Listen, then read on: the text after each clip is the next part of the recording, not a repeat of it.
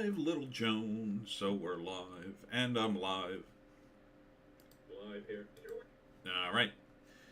Uh, hear my own voice in the background. All right, we are live. Welcome to the live stream where we do it live about a minute early. What happened this week? Not a damn thing. Because I had nothing going on this week. I was calling and calling and calling places trying to get something going.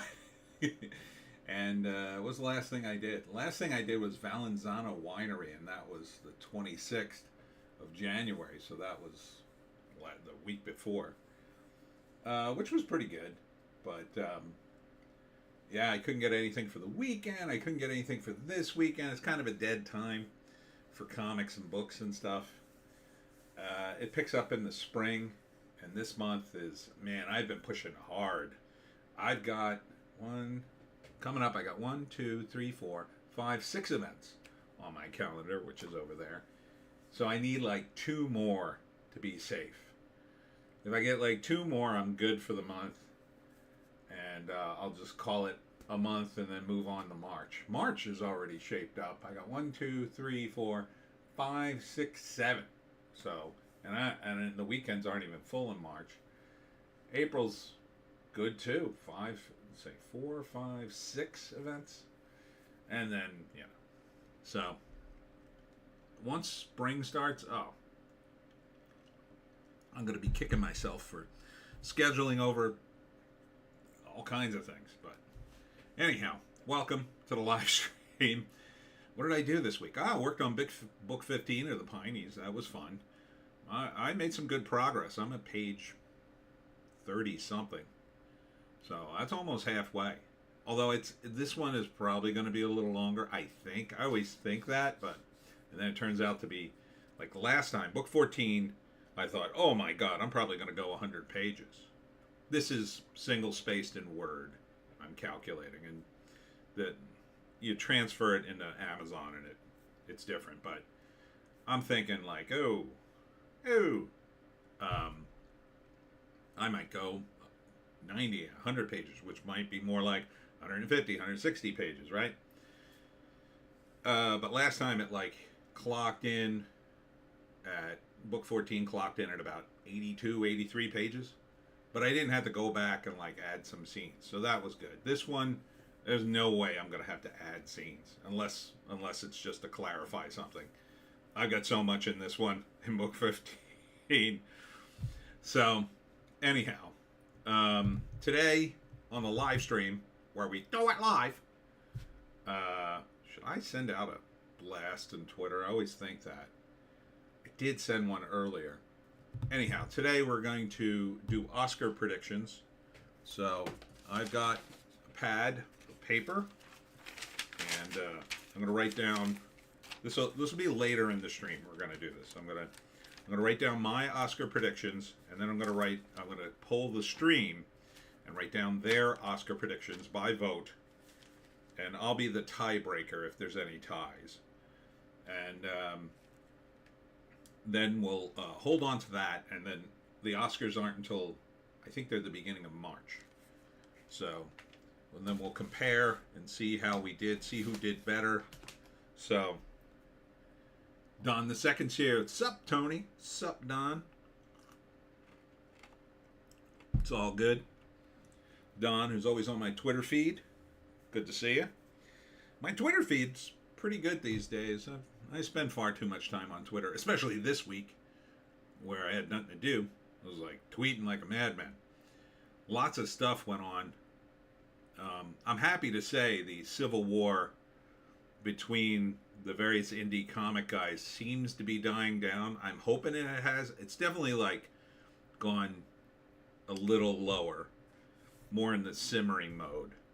There's still some fans of EVS and Ripa going back and forth. Don the second, yeah, Twitter's always popping. It's always popping.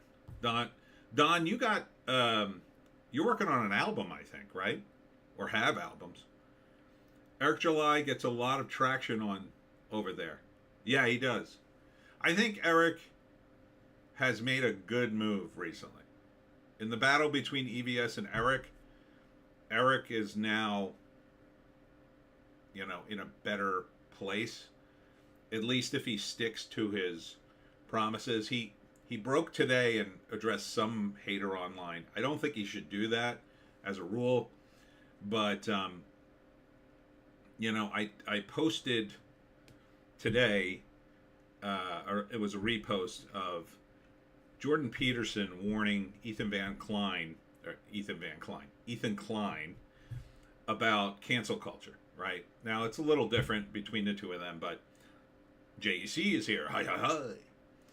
It's a little different between the two of them. I mean, Jordan Peterson, big name. So he had been on Ethan Klein's show when Ethan was more funny, before he went, I don't know, nuts, whatever you want to call it. And basically Peterson said to him, Don the second, LOL, Ethan Klein is ultra woke. Yeah, now he is. He wasn't before. He wasn't. He was like kind of a normal dude making wacky YouTube videos. Now, like, oh God, who could talk to that dude? Not that I would. I've never talked to him, but so Peterson basically told him in cancel culture, I'm paraphrasing, it's just a matter of time before you make a mistake with these people, and then they will devour you. And that's kind of what happened to Ethan. He got devoured partly by the leftists over Hamas and whatever. Now, EVS and Eric July are different, but there is kind of a comparison there, in that I think Ethan Van Sciver is going too hard in the paint after Eric July. I think he's taking it too far. He seems to be backing off now, although I can't tell because I unfollowed him. I just didn't want to hear this. There's just too much negative stuff between two guys who basically agree politically but don't agree on how to make comics.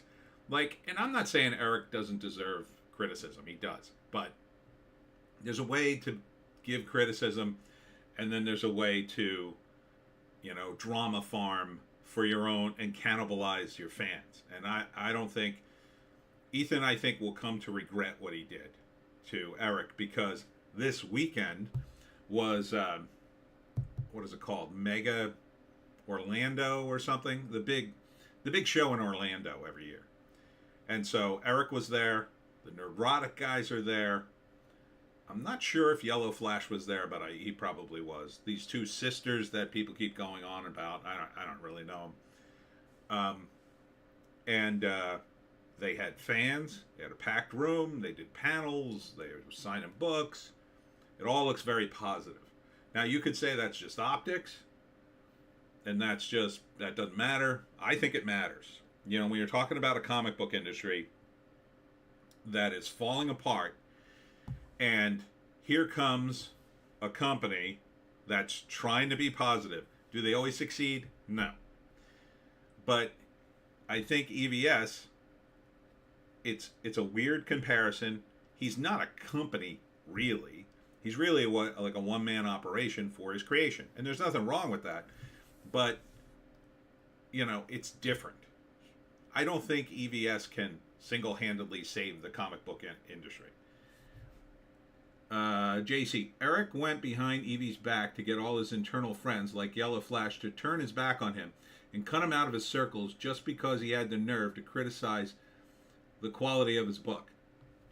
Okay, I mean, I don't know if that's true. I guess if you say it's true, JC, I don't know. If you've seen the receipts, sure, if that's true.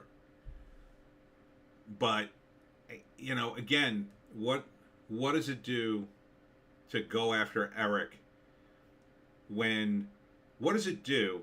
Because part of what EVS said was it wasn't right for Yellow Flash to get into this again. For Yellow Flash to oh wait, everybody's here now. Don the second, from the outside looking in, he seems like he has a core fan base. Oh, he totally does. They both do. Carter Chain, what's up? Long time no see. Tony. Hello, Carter. JC, yeah, I've been watching these streams. Um, and I'm sure he has. Look, everybody in comics has a. Believe me, they all have an axe to grind with somebody somewhere. There's a handful of artists that hate my guts for reasons I won't go into, but they things happen in this business. JC, drama fuels content for streams and books through his campaigns. That's true, but when the drama ends, how is he going to sell books? What readership does he have if he's only selling a collectible based on his drama?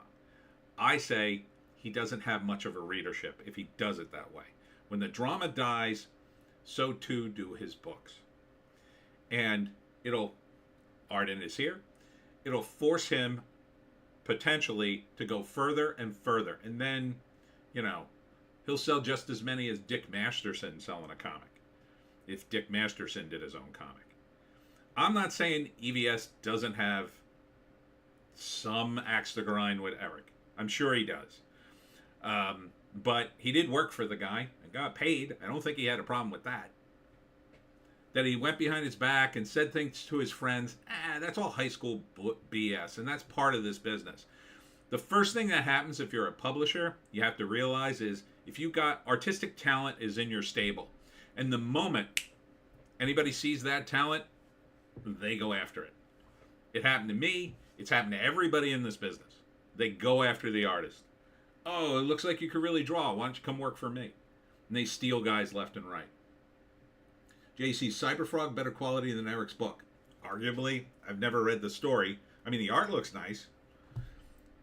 Zevic's Demise, Dramedies, yes. JC, Dick Masterson's co-host Vito funded the comic.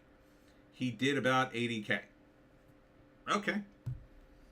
I didn't know he did a comic, so I guess he did a comic too.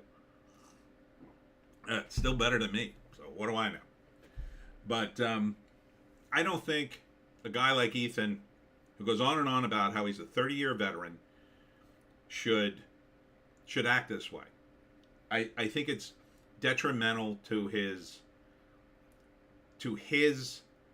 career as an indie guy coming at it that way. Eric and Yellow Flash and Dick Masterson, they're amateurs. They don't have 30 years experience in the comic book industry. Ethan does. He's been through this before. I mean, not with the drama necessarily on YouTube, but I mean, guys stealing each other's artists and saying stuff behind their back. That's been going on since I got into comics, like in the early 90s. Oh my God, the drama. Only it was all verbal. It was all in your face or who said what to who. At the end of the day, it doesn't do anything. It doesn't boost sales.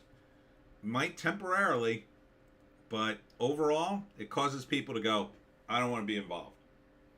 Most normies are going to go, I don't want to be part of this drama, I think. JC, everyone said the same thing about EVS going after the mainstream creators when Comic Cake started. Look where EVS is compared to the mainstream. That's a point. But here's the difference. Those mainstream guys have absolutely no excuse for the crap comics they put out. Those mainstream guys are up here. They have millions of dollars. They're the villain in that scenario. EVS, punching up at them, totally support it all day. That's why I watched his videos. I loved his analysis of the mainstream comics. Eric July is not punching up. That's punching down. He's an amateur. He made more money, but he's still an amateur. He's not a professional comic guy with 30 years experience. He's gonna make. He's trying to course correct, but is it gonna work? It might. The Orlando show, watch the videos from Orlando. See all the positive energy. It's pretty positive. That kind of positivity, when fans see that, people on the fence or normies see that, they go, oh, that's something I want to be involved in. When they see people fighting online, they go, that's not something I want to be involved in. I'm not saying you have to do all that. I'm not saying like that has to be a happy face 24/7. You can't have some criticism. You can't have a real talk. JC, Eric has Beck's The Blaze behind him. Okay, but they're not a comic book publisher either. I mean, it's like having the Daily Wire. Those guys, they don't have, okay, they have money. They have money. Eric raised more money than Ethan, I assume. I mean, it was like almost $4 million. I mean, to me, this doesn't help EVS. It doesn't help the comic book industry. It only serves to drive people away. If Eric fails because, EVS is just all day long poking the bear, and then he finally fails, and EVS can go, we won, he's destroyed. All the fans of Eric go away. They don't come to EVS.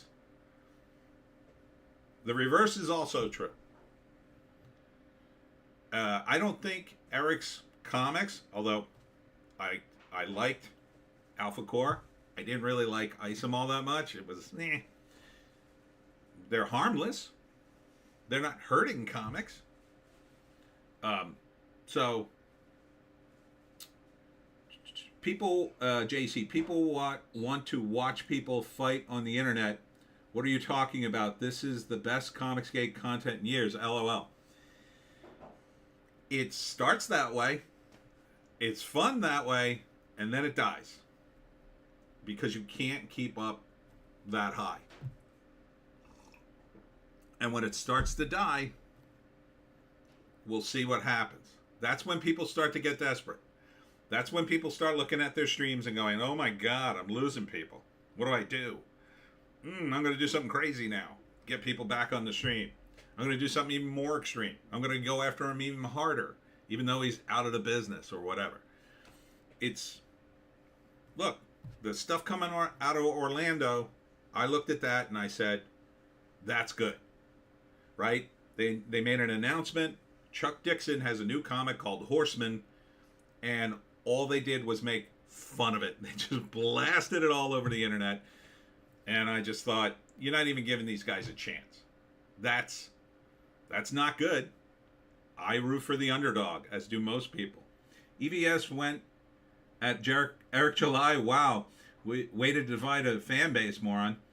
Well, it's a long, complicated story. It's more complicated than that, but that's what it's kind of turned into, I think. Ardent, he was anti-woke last I noticed. He still is. But I think he's gone. I think he should stop. EVS has gone through the cycle of feuding with someone when it dies down and things level out for a while. Yeah, I guess. But look, he made a big pitch about Yellow Flash's book and the artist getting screwed. If that project dies, that's partly on Ethan, in my view, because he went at them, and that's going to sour people on the thing, and then Dillard, the guy whose house got flooded and has a whole big drama, gets nothing. And then whose fault is that? You can blame Yellow Flash for a bad deal or whatever, but the truth is, he has a big enough fan base, he could do real good money. And I would have taken a percentage on that deal, 100%. If he offered me 40% to write his comic, I'd have been like, yeah. Seeing what Eric had done, what Ethan had already done, I'll take a percentage of that any day of the week over $20,000. Because it's going to be more. At Ardent, Eric is the one who divided the fan base. Arguably, yeah. I mean, I don't know who started it. It doesn't matter. JC, Yellow Flash started with EVS banning him out of nowhere. EVS banned him? I don't know who started it. Again, I don't think it matters. JC. Yellow Flash did make a mistake. He announced his EVS's freelancer rate, and again, that's not professional. But Yellow Flash is an amateur. He doesn't know what he's doing, in my view. None of these guys do. They're new to comics. They don't know how it works. This is what happens. I've seen it before. I've seen it with the cross-gen guys. They did a bunch of stupid stuff. I saw it with the Malibu guys. I saw it with a bunch of different guys. They would make these stupid mistakes, and people would go, what are you doing? Sometimes they would course correct, and sometimes they would just ignore it. No, we know. Eric made a big apology, posted a video, says he's going to course correct. I mean, are we not to take him at his word? Is he a liar? Maybe. We'll see. But if he course corrects and he starts building a readership, good. I don't think it does anybody any good for this fight. These are two indie guys.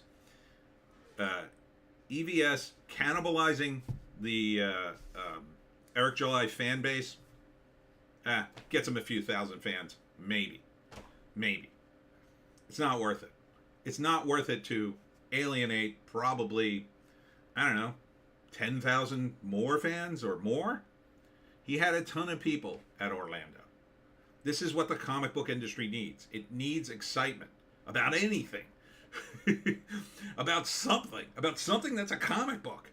The only excitement we've had in the comic book industry in the last few recent years has been the movies, and that's dying. The movies are dying. Everything's dying in the comic book industry. And again, I'm not criticizing Cyberfrog, but people know it.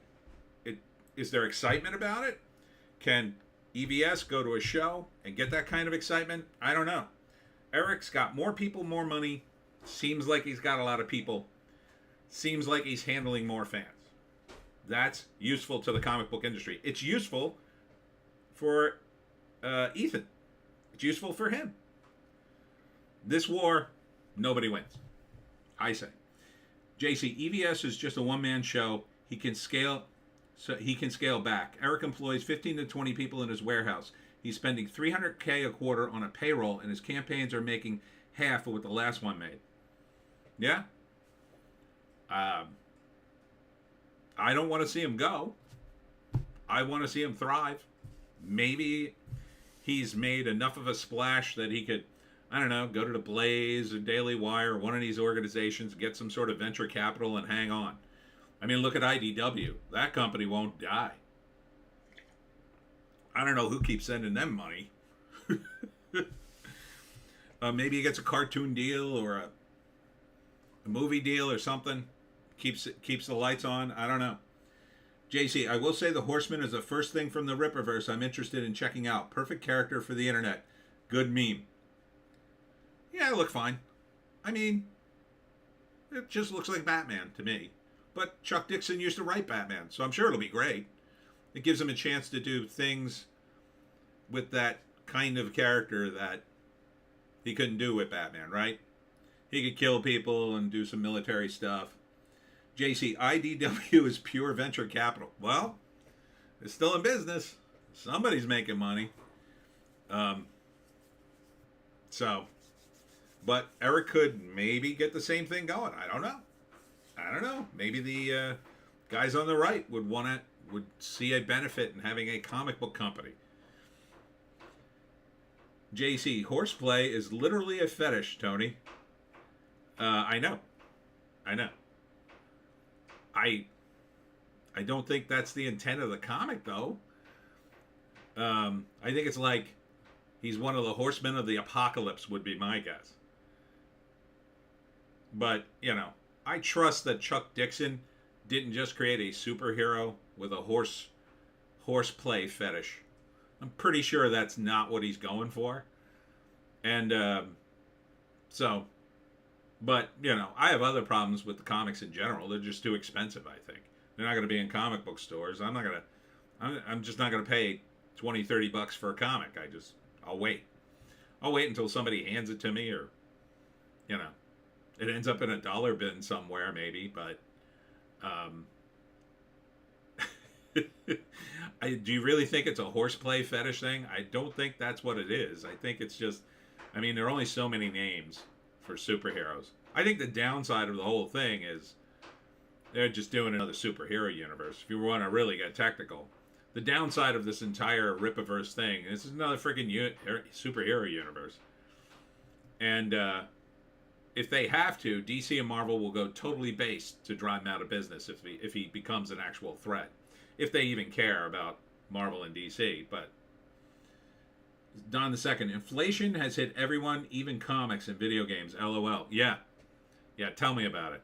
I haven't bought a comic in a long time. Rather go to a show and get some Xerox piece of crap from some indie creator. At least he put his heart into it, even though it doesn't look great. I'll just be like, well, this is kind of cool. It only cost me $1. How bad could it be? Sometimes they're pretty bad, but sometimes they're good. I bought a comic like that called Skull Boy. It was hilarious. It was kind of like if Stewie Griffin was his own sort of undead superhero. So it was fun. Kind of like that. It was kind of like half Stewie Griffin and half Invader Zim. Had a lot of energy to it. I liked it. And the guy just did little Xerox things for $1. That was a while ago, so I'm sure he can't do it for $1 now, but comic books need to be cheap. They need to be cheap entertainment.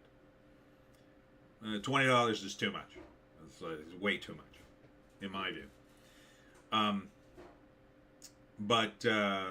Yeah. All right, let's move on from comics, because I don't want to talk about that, but I know. I get sucked back into it. We're going to do the numbers and do some trades, but then we're going to talk about the Oscars, and we're going to pick our Oscar predictions. I'll pick something, and the stream will pick something, and then I'll write them all down, and then in March, we'll see how we did. But first, before we do that, let's check the numbers. All right, this is the full weekend chart, and we got to talk about Argylle. Argylle did not do well. Argylle did 18 million, and everybody online is not saying good things about this. Looks like it did a little under 18. Overseas, this isn't great for a $200 million film. Next week, maybe they do another 18. Put you at 53. I don't think they're going to make 200 million. The week after, maybe they do 10, 63 million. They're going to lose money on this thing, it looks like. I'm not exactly... Oh, what is Argylle? Okay, says JEC. Okay, Argylle is Matthew Vaughn and, Kick-Ass, right? He's Kick-Ass, I think. So he did this movie. It stars Sam Rockwell, Bryce Dallas Howard, the hot chick from Jumanji, and they're the main characters. And then the deal is Bryce Dallas Howard is a novelist who writes a character called Agent Argylle. Carter Chain, what? Hot actors and actresses can't carry a mid-story? Yeah. Not anymore, they can't, Carter. So, JC, terrible title. Yeah, I kind of agree. It didn't quite wow me. So the premise is she writes about this spy, sort of like James Bond, called Agent Argylle. And then it turns out what she wrote in the book was so close to something going on in reality, they have to kidnap her because the bad guys think she's sending messages through the book or something. Something like that. So Sam Rockwell is the real CIA agent assigned to protect her. Yes, John. And it is stupid. And then he goes to protect her, and of course they try to kill her, and he saves her, and it's sort of a romance between them.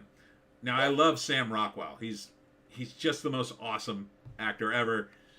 Guy just can't catch a break in most of his movies, sadly. But Henry Cavill plays Argylle. So you have scenes of Clint Miller, Bryce Dallas Howard. Since when is she hot? They frumped her up for this movie. Let me show you Bryce Dallas Howard. Price, Dallas, Howard. All right. She's all frumped up for the movie. She's hot.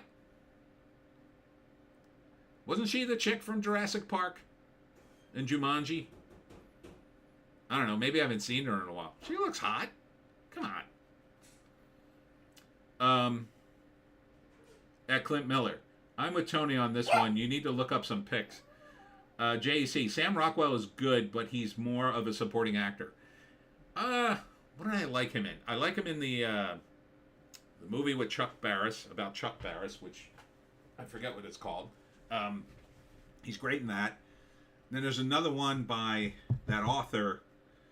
I can't think of the name. He's really good in that. But neither of the movies did well. Don the Second. I love redheads, bro.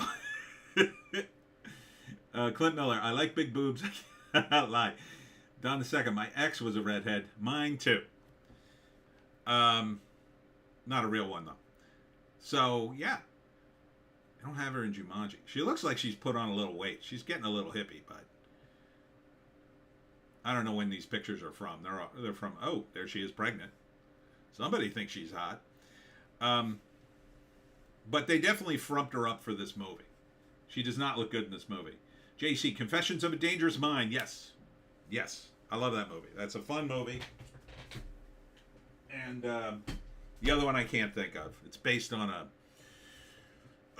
short story by Chuck Palahniuk, I think. But he's great in that too. And he's great in the MCU, although he plays a bad guy, but he's not a main guy, but whatever. Oh, and he's great in Galaxy Quest. My God, he's so awesome in that. I love Galaxy Quest. I don't remember my name. So she writes the book called Agent or Argylle, whatever. And Henry Cavill is Argylle. So Don the Second, these chicks be gaining weight out of nowhere. I think it was partly for the film, but so he plays Agent Argylle in her like fantasy of like talking about the book, I guess. John Cena is his sidekick, which I could do without John Cena ever since his Chinese apology that was groveling and embarrassing, in my opinion. And then there's a couple other people in those scenes, but that's not reality. But the initial push was, oh, Henry Cavill is playing a guy who's like James Bond, so this will be like his audition for James Bond, and maybe we'll get a Henry Cavill James Bond, which was a stupid thing to do, to frame it that way, because this is kind of a ridiculous movie. It wasn't real, and he was already in The Man from U.N.C.L.E., which is way more close to James Bond. He was in one of the Mission Impossible movies. Way more close to James Bond than this. So I don't know what they're talking about. Tom the Second, John Cena with an X. That's funny. So it's kind of a ridiculous premise. I'm not surprised it's not doing great, but it did look fun. And I thought it would do better than this. I thought it would make money because, I mean, we need some fun movies, but apparently this isn't fun enough. So I think it's bombing. You want JC, you want a relatively unknown actor to play James Bond. Henry is too big. I think the James Bond franchise, and don't get me started on that, is dead. It's as dead as Star Wars and Star Trek and all that. It's done. They've ruined it. The only thing to do is the same thing to do with all the other franchise they've ruined. You have to hit a hard reset. Like a reset that you will like completely abandon the past. Don the Second, a fun movie with a spy theme was Kings, man. Oh, Kingsman. Yeah, it was fun. I didn't like I was just discussing that scene. I don't like that church scene where, what's his name? Colin, what's his name? Kills everybody. It just doesn't sit with me right for the character. He just kills way too many people, and they don't deserve it. And I think it was a bad scene. I think it kind of ruined it for me. JC, yeah, I don't think they should make any more Bond movies until this woke stuff blows over. Yep. Clint Miller, latest James Bond novel is the last coffin in the nail. Yeah, I heard about that. They have a new James Bond novel. It's totally woke. They're editing the old ones. It's ridiculous. Don the Second, why are these studios afraid to start new IPs? Because they want to destroy all the old ones first. If they're following the Marxist paradigm, which I think most of them are, they want to destroy everything and give you no recourse, to give you no succor, no place to hide from the message, right? So when I think they will start new IPs, and they have, but they're all terrible, right? They're all going to be insanely woke. You think this stuff is woke? Wait till you see the stuff they create, and some of it's come out. I mean, watch basically anything, just about anything Anna Duvarney has done, and they just keep heaping awards on her for reasons I don't understand. Like everything she puts out, they're like, "Oh my God, this is so mind blowing." And then she did Naomi, which was a CW superhero show about a girl in a small town who's just a fan of Superman, and aliens come, and it was just like the most cringe-inducing thing I've ever watched.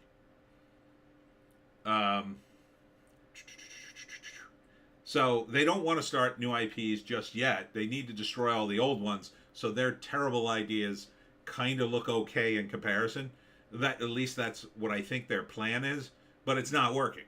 And every time something actually good comes out, they have to like destroy it.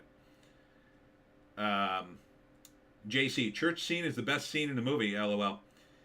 Yeah, but it's, to me, they ruined the sort of moral spine of that character by having him kill so many people. It just doesn't work for me. Don the Second, the church scene was over the top. I think it was just for shock value. Yeah, I mean, you could have it. You could justify it if you made all the people in the church like they were dead anyway, or they were all evil. They kind of justify it, but they kind of don't. I think they fail at that. Probably Ralph. I wonder if this is Ralph. Haha, woke stuff isn't going to blow over. It's the agenda. Eventually. Eventually people will be so sick of it, they'll just cut it out of their lives. That's why TV is dying. People just stop watching. Clint Miller, destroy everything. Okay, what are you building in its place, Lefty? The problem with extreme iconoclasm is that it makes life unlivable. Yes, but if you just look at Mao's revolution, you see that, in fact, they did destroy everything. Part of the concept was to destroy the olds, the four olds. I forget what the four things were, but the old ways, essentially. So this is part of destroying it all. They want to destroy it all so they can rewire your brain. So, men can be women and blah, blah, blah. JC, the character is under mind control and then he gets killed right after. Yeah, I don't like it. What can I tell you? I don't like that. I think it's bad. I think they shouldn't have done that. It's not a good scene. It's not a good character arc. Mind control not being a thing, of course. Don the Second, there is so much media before the woke era. I don't mind reading and watching, playing those things. They're destroying that too. They're making hard copies nearly impossible. They're going to put everything on the cloud, and then they're going to edit it and make it disappear. Eventually, AI, and this will definitely be a thing. So imagine you want to watch all the old Sean Connery, James Bond movies, right? So you got, I don't know who owns them now, whoever owns them. They say, okay, we're going to fix all the James Bond movies. Put it through the AI and make it almost exactly the same, except they change all the language and they get rid of all the stuff that made it cool, right? They make it all woke. They could do it with AI eventually. They can't do it now, but I think that's the goal. So, yeah, they're take everything you love and they will ruin it. And at some point, it'll just be untenable to even have physical media. You won't be able to play a damn thing. The VCRs, the DVDs, all that stuff, that'll all break down and people will stop using them. People will stop fixing them. There won't be enough of them. This is the long-term goal. And they will control it all. They'll make it so cheap to watch stuff on the cloud or your phone or whatever. You just won't. Most people won't. Especially the new kids. They're not after us. Like me, they've given up on guys like me. They're after the kids, right? So if you can indoctrinate a kid into understanding that, oh, you want your media? It's all on your phone. You want your phone? You better say and do woke things. That's the carrot and the stick. Clint Miller, Comrade AI, exactly. Probably Ralph. Is this really Ralph? That is why China is organ harvesting Falun Gong practitioners to get rid of the old. Ugh, that is true and disturbing. Don the Second. Well, I guess I need to start buying physical media again. No! F, man, sounds dystopian.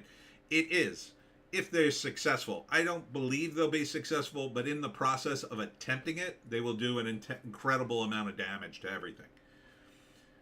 Probably Ralph. That's why my 19-year-old still buys books. A 19-year-old son still buys books. Good for him. Good for him. He knows what's up. Probably Ralph. Yes, a lot of us do. Unfortunately, we don't control things yet. This next election, I think, is very important. So we'll see what happens. Not to get too political. Geez, I'm only in the first movie and I'm already talking about Trump. Number 2, Don the Second. I like physical media, but I've gotten used to digital. That sounds like a good reason to get back into hard copy material. Yeah, like, I'll give you an example. Do I have it here? Yeah. So this is my copy of the last copy of Microsoft Office you can get on a CD-ROM. This is 2003. It still works. It works great. And every computer I get now, I install this. Because if I use Microsoft Office now, like the new one, oh, I get all the bells and whistles, but it's a monthly subscription forever. I own this. I don't pay jack for this. I mean, I already paid for it. Or however I got this. I don't know how I got it. Somebody might have given it to me.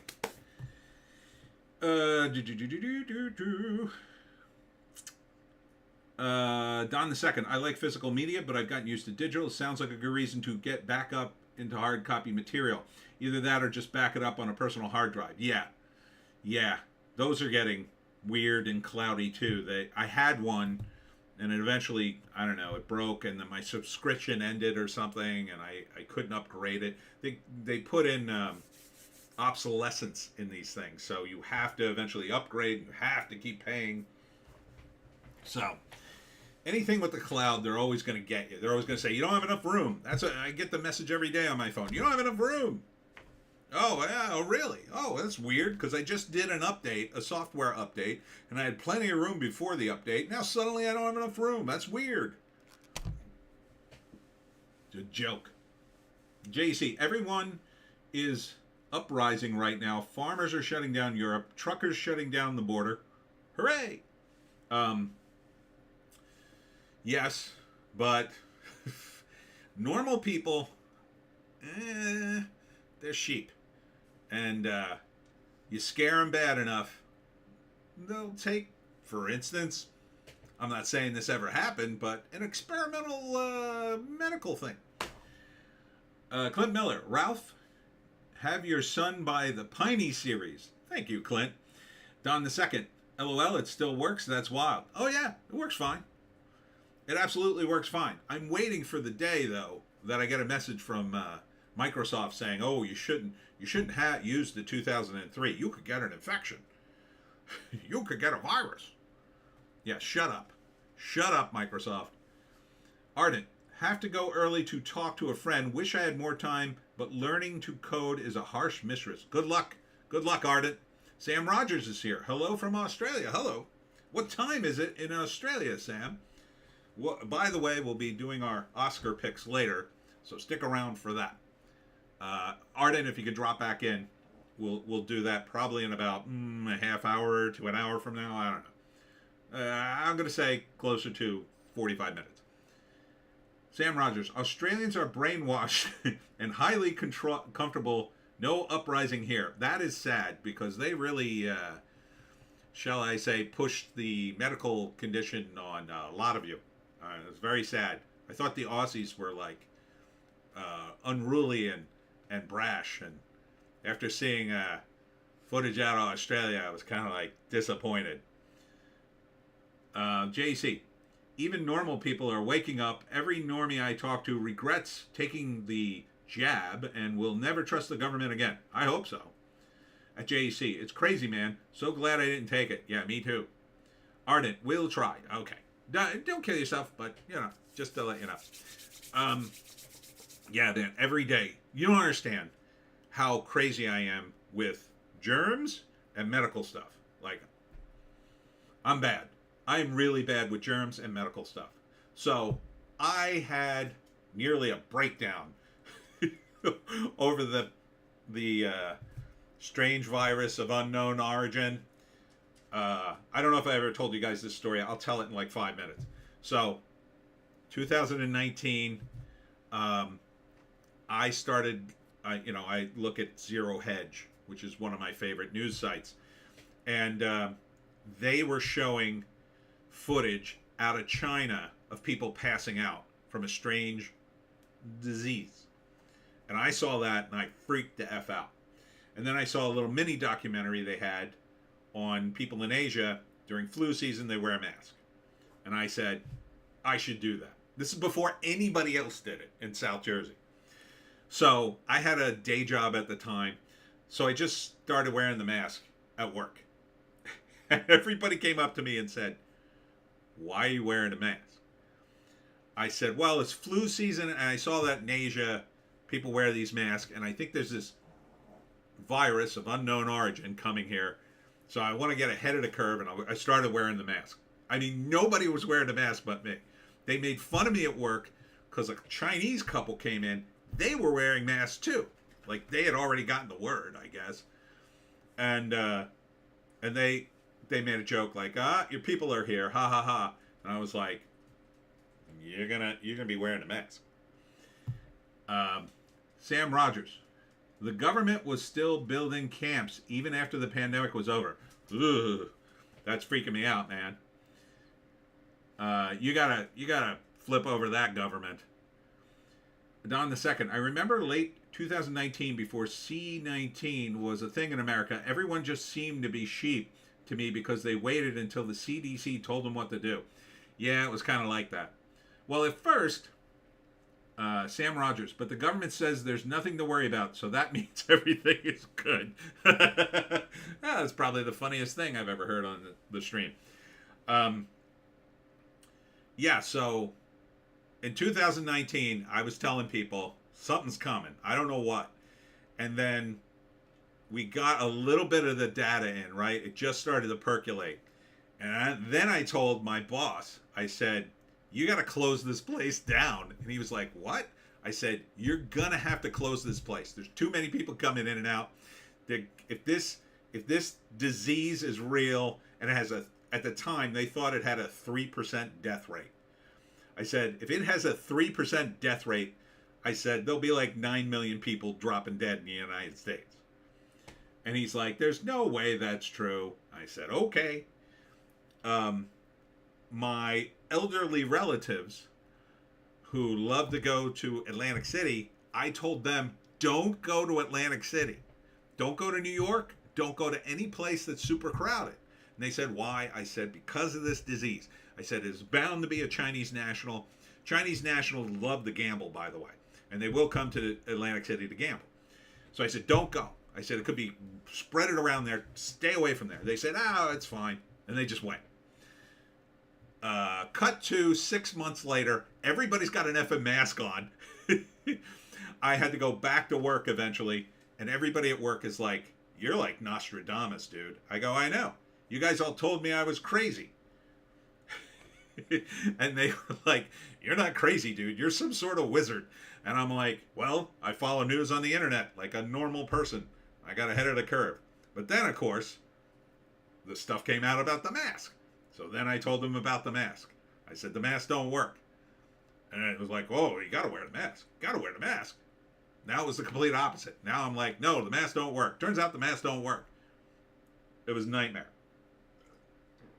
I was ahead of the curve every step of the way, and everybody told me I was crazy. And then 3 weeks later, to be like, oh, you were totally right. And the same old elderly relatives that went to Atlantic City and saw friends die during the pandemic, by the way, they were like, oh, well, now you got to get a shot. And I'm like, I'm not getting that shot. There's no way I'm getting that shot. I've never even had a flu shot. I feel fine. I'm not saying I've never been sick, but, you know, I just never felt the need to get a flu shot. I never really understood, you know, how in the long run that's a good thing. And then I started reading about vaccines a little bit, and people have bad reactions. And I'm like, why would I risk that? For the flu? To avoid the flu. I get the flu. I used to get the flu once a year. Once a year, like clockwork, I'd get the flu. I'd be sick. Maybe I'd be sick. One time I was really sick. I thought I was going to die. I had 102 fever. I slept for 24 hours. That was bad. But other than that, you know, I usually would get it. I'd be out of commission for 3 or 4 days, and then I'd be right as rain and all be good. So, ain't no way I was getting the jab. And let me tell you, I don't know a single person in my immediate circle, family or friends, that didn't get it. And I was freaking out about that. Because then I started reading the other stuff about how bad the jab was. And some people took it too far. Some people, there was this guy who did a TikTok. He was convinced everybody was going to be dead by 2021. Like, he was 100% convinced that everybody would be dead in 6 months after taking the jab. Clint Miller, I got the Pfizer jab. I need my job. Yeah, I understand. I'm not calling you stupid if you needed your job. I mean, you have to do what you have to do. I know plenty of people who did that. I just wish I could have done something more. I tried. Now there is, for those of you interested, if you look up Dr. Peter McCullough, he has a treatment for the spike proteins. I don't know how good it is. I'm not vouching for him. YouTube. But he's done extensive work. He has good credentials. So if that's something you want to explore, look him up. Dr. Peter McCullough. But, you know, my relatives, they're like, I'll be fine. And I'm just like, ugh, I hope. I pray. I pray every day that everybody will just be fine. Clint Miller, I'm in my 60s. No, I'm 57, so I'm right behind you. Anyhow, let's get back to the movies, where we can escape the drudgery of these people who inject us with things. Number 2, The Chosen, Season 4, Episodes 1, 2, 3 from Fathom Events. So, let me put this in perspective for you. And now, this is February. It's not a great time for movies, but the second biggest movie of the weekend is a faith-based TV show that's only on Fathom Events, which isn't even playing. I don't think it even plays as much as the movies. And it did 6 million. That is sad. That is super sad. I mean, it's not sad for the religious people who go see this. I'm sure they like it. But it is sad for the movie industry. It's a TV show. It's not even a movie. It's 3 episodes of a show. What will happen to Jesus next week? I guess. I don't know. It's weird to have a TV series about Jesus. I mean, there are a lot of stories in the Bible, But I assume the people seeing this already know them. Not a hell of a lot of spoilers. Like, wow, I never thought Jesus would do that. Jesus slapped a dude. I couldn't believe it. So, I mean, I just assumed they're going through the stories of the Bible. They're not doing original stories where, I don't know, Jesus and Paul save a kid, save a kid from a fire or something. Like, you know, it's just the Bible stories. Like, how many times are you going to do them? But it's popular, so good on them, I guess. 6 million. Number 3 is The Beekeeper, down from 2. This is the Jason Statham movie, 5.2 million. This movie, let's see, did 49 million domestic, 109 worldwide. That's not great, but it might be money. Let's see. Do we have a budget? No, budget.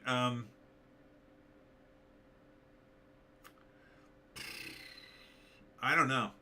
That could go either way. I mean, action movies have a lot of stunts. They're expensive. There's explosions. But I don't think there are any other stars in it other than Jason Statham. It's pretty by the numbers kind of deal. So, I mean, they might have gotten this under 50 million. So maybe they did okay with this. They had a little bit of money. Number 3 is Wonka. Still doing well. This has been in the top 5 for weeks. 571 million worldwide. That ain't bad. That ain't chump change. This is money. Clint Miller, I saw a fun meme. You're losing at Monopoly. What would Jesus do? Turns over tables of the money changers. Boom. My favorite Jesus meme is, it says, Jesus is coming, look busy. I like that one. Number 5 is Migration. Again, another movie. It probably shouldn't be in the theaters, but 4.1 million. This is the cartoon with Danny DeVito. 221 million. I think that's money. Expect a sequel. Dropping from 1 to 6 like a rock is Mean Girls, and good. 92 million. That might be money. What's the budget on this? 36 million. Yeah, so that's money. But I wish it didn't make money. I don't like musicals. I'm not a fan of Mean Girls, but I don't think you'll get a sequel. I guess you could. I guess Tina Fey could write something.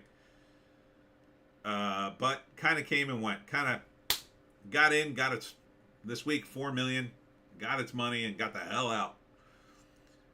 Number 7 is Anyone But You. Another movie that's hanging on. Glenn Powell and Sydney Sweeney. 151 million. That's got to be money. Yeah. 25 million. Are you kidding me? That's good money. This is how you make a movie.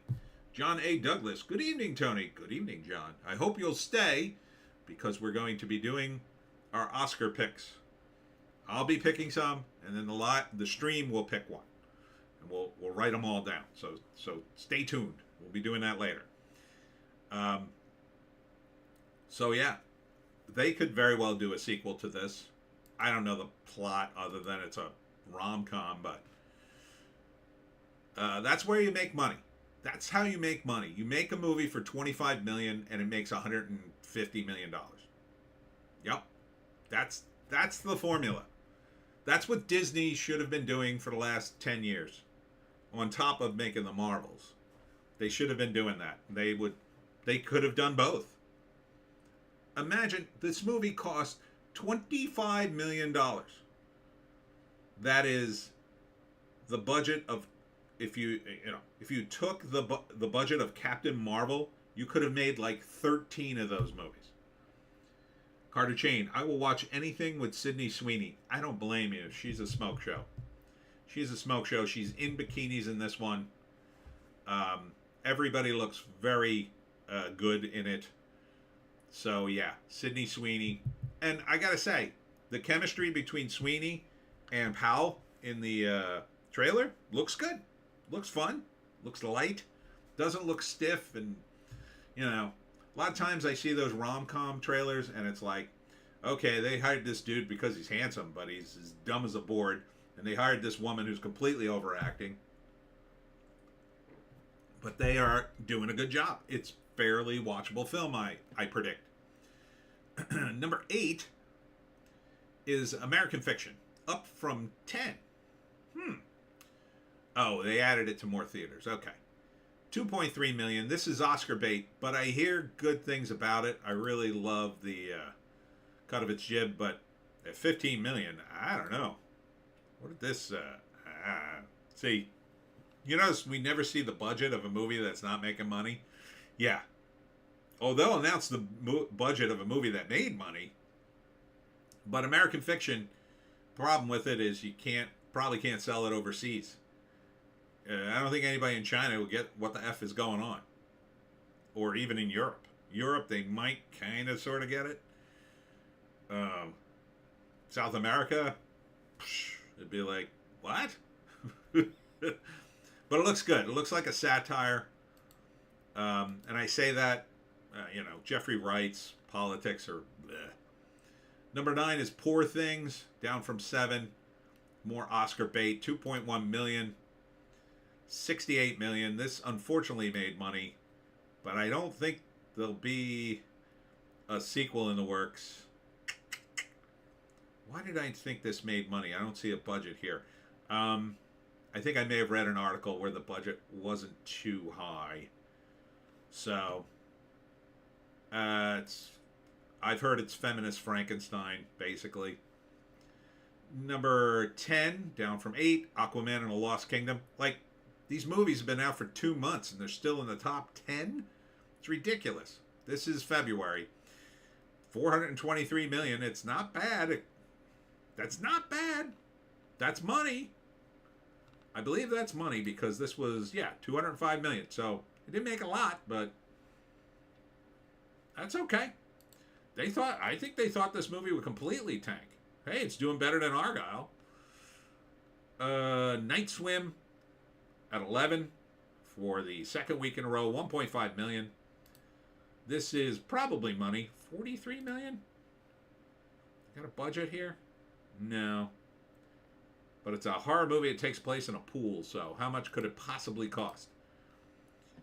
The Boys in the Boat, still hovering at 12, 1.3 million. Dawn the Second, I haven't seen any of these movies. Well, I'll tell you the ones I would want to see. I kind of wanted to see Argylle. Now I don't want to see it. I definitely want to see The Beekeeper. I'll see that on streaming. Wonka, probably not. I don't know. I'd watch it, but I wouldn't go to see it. Migration, probably not. American Fiction, I kind of want to see. I think I'll see that on streaming as well. Aquaman, no. I don't care about Aquaman. Night Swim, sounds stupid. So, I mean, there's not much here. Not much here. Number 12, Boys in the Boat. This is about 1 million worldwide. Carter Chain, just tell me when Dune 2 comes out. I forget when that comes out, but it's finally in the pipeline. Here it is in most anticipated movies. It's coming soon. It's coming soon. But I know the movie you're really waiting for is Madam Web. It's hitting on Valentine's Day. Because I know you want to take that special someone to see a subpar female feminist version of Spider-Man. Oh, boy, will your date be all over you then. Hey, you want to go see Madam Web?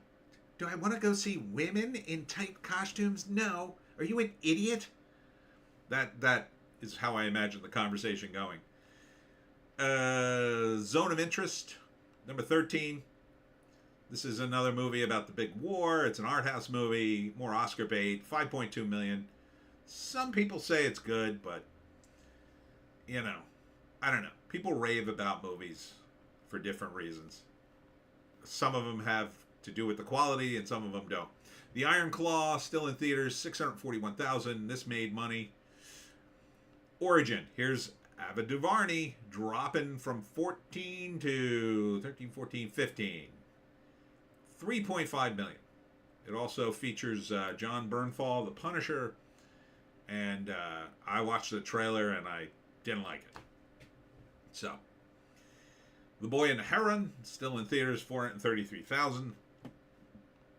That probably did well. ISS, the premise looked good. 6.3 million. This is from Bleecker Street. They make low budget movies. This could be money. Do they have their budget? No. But they could have squeaked this thing out for 5 million. I wouldn't be surprised if that happened. It's all shot in the space station, so it doesn't have a huge budget.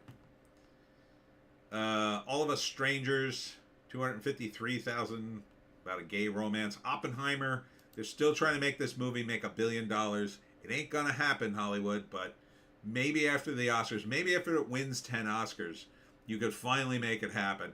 They got to make up a little less than 42 million to make this hit $1 billion. I think they really are trying to make this hit $1 billion. John A. Douglas, I'm a little worried about Dune 2. Heard they turned the movie to pivot to Channing. Yeah, I read that article too. And that's not a good sign. That is not a good sign. That definitely, for me, that put the whole movie on hold. I'm going to wait until the nerds weigh in. And if they weigh in, then it's woke. I've been waiting for the second one to come out so I can watch both of them. Now I'll just be like, I'm not going to waste my time if that's the case. The Book of Clarence. Very controversial film in my view. 5.9 million. This is basically, it kind of tries to be the Black Life of Brian, but doesn't quite work, at least in the trailer that I saw. It's not funny enough to be that. It's like kind of just, I don't know. I feel like it's up its own butt and is way too serious for what it should have been. It should have just been a crazy movie and just gone for the laughs. And you watch the trailer. You tell me if there's a laugh in it.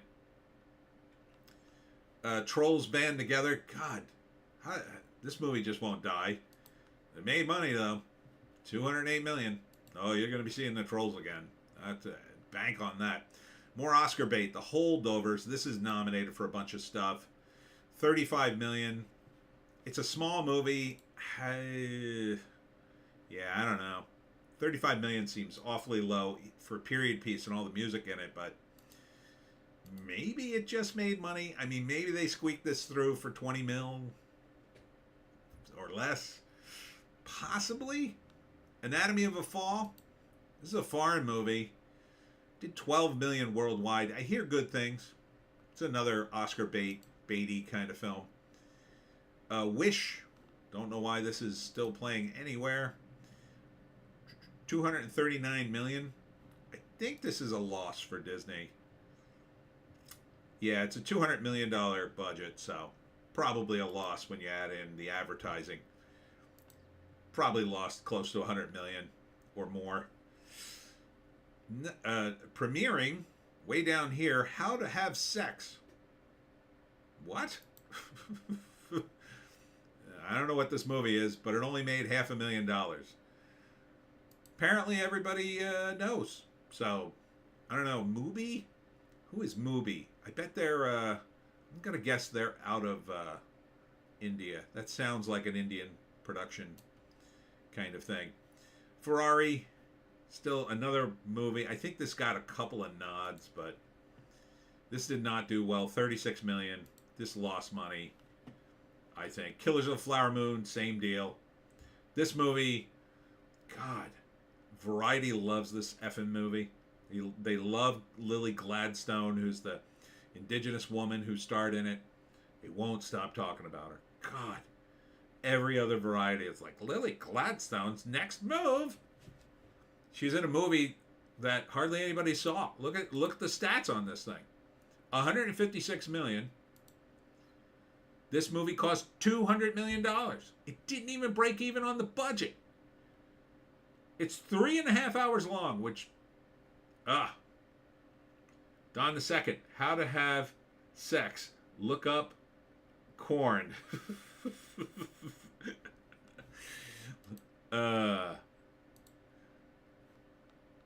Anselm, I don't know. This has been on the list forever. It's in its 9th week. And Totem, just opened in 5 theaters. So don't know these movies. All right. So the takeaway. Look at this, 59 million for the weekend. That is pathetic. Again, it's February, but I mean, you're not even cracking 60 million. Ugh. I mean, one movie would crack 60 million if that. Remember Daredevil? Daredevil came out in February. Did gangbusters. The one with Ben Affleck. Let's see what that made. I bet that made 60 million on the first week it was out, but that was before the dark times. Let's see. Opening weekend, 40 million. It did 182 worldwide, and that was in 2003 numbers. So that was like 20 years ago. So I don't know. Guess you add half to that. Be more like 275 million, something like that. So you can't even get one movie to crack 20 mil in a weekend. Even in a February, you should be able to do that. Where the hell are the good movies? You know, it's just nothing here. No one's talking about these movies. They talked a little bit about Argylle, but I think they put too many eggs in the basket for Argylle. Should have been like 3 or 4 movies coming out this week. February, unfortunately, is the dumping ground. January and February is the dumping ground for movies. The only 2 kinds of movies they like to release in those months are Oscar bait, that's going to be for like next year, or stuff they feel is like weak, but maybe it's strong enough to dominate a weak field. So Wonka kind of was like that. It's dominated a weak field for weeks. Same thing with Migration. Maybe for Argylle. I mean, who knows what what is it up against next week? Who the hell knows? Don the Second, it feels weird being tapped out of movies nowadays, especially since I'm still young. Hollywood is really irrelevant to me. Yeah, me too. I mean, this is like, you gotta understand, Don, I love movies. Like, when I was a kid, I would go to the movies, and I would stay in the theater all day and just, pay it for a ticket and then just slip into the next theater and see something else. Because I wanted to be a screenwriter and I wanted to see all the movies. I would see all the movies. When I was a teenager in my 20s, I would see literally everything that came out, at least in the mainstream. And this was 80s, 90s, and, these movies are nothing like that. Don the Second, I watch YouTube streams for more entertainment value. Haha. Yeah, me too. I watch fail videos all day long. I love videos of people falling down and hurting themselves. I kind of have a problem, I think. Can't get enough of them. And if there's an animal involved that trips the person, oh, that's gold. This is just classic. I don't like it if the animal gets hurt, though. But if the people get hurt, that's okay. If they're stupid. I love seeing stupid people get hurt. It's fantastic. Don Second. That's cool. It's way more worth it back then and way cheaper. Oh, yeah. Yeah. And the experience was better, too. Like, even in the art house movies. My art house movie, Don the Second, fail videos are hilarious, I get you. When you used to go to an art house movie, first off, they never would show you commercials. No way. You'd get classical music and then slides of paintings. And then you could sit in a comfortable seat and you'd watch some obscure movie from France or whatever. Now you go to the same theaters and they got commercials too, because they're just desperate for cash, I guess. Don the Second, I love seeing stupid people get hurt. Tony D, 2024. Yes. Yes, you can quote me on that. Quote me on that all day long. And the mainstream stuff, I mean, there were previews. The previews meant more back then. Like, the previews mean nothing now, especially to me, since I see every friggin' trailer that comes down the pike. Storebang is here. Street fight videos with glib commentary is my current favorite genre. That's a pretty good one. Steve Amon, I think his name is, who does the sports commentary. They're pretty good. I like those too. But you would get the previews, which you wanted to see because that was the only place to see them, and then you wouldn't get commercials.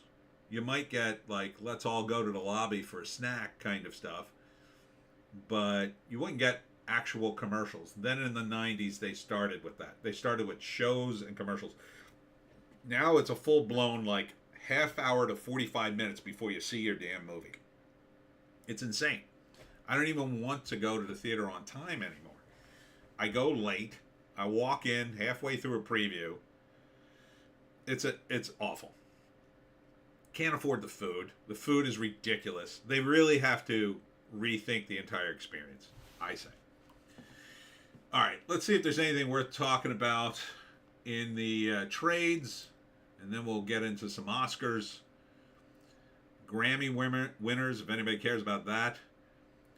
Dave Chappelle wins his 5th Grammy Award, Best Comedy Album. Is there anybody else? Is there anybody else to give a comedy album award to? I mean, it's like Dave, everybody else. You know? I don't think there'd be anybody else even in competition with him. Maybe Ricky Gervais. Maybe. Let's see.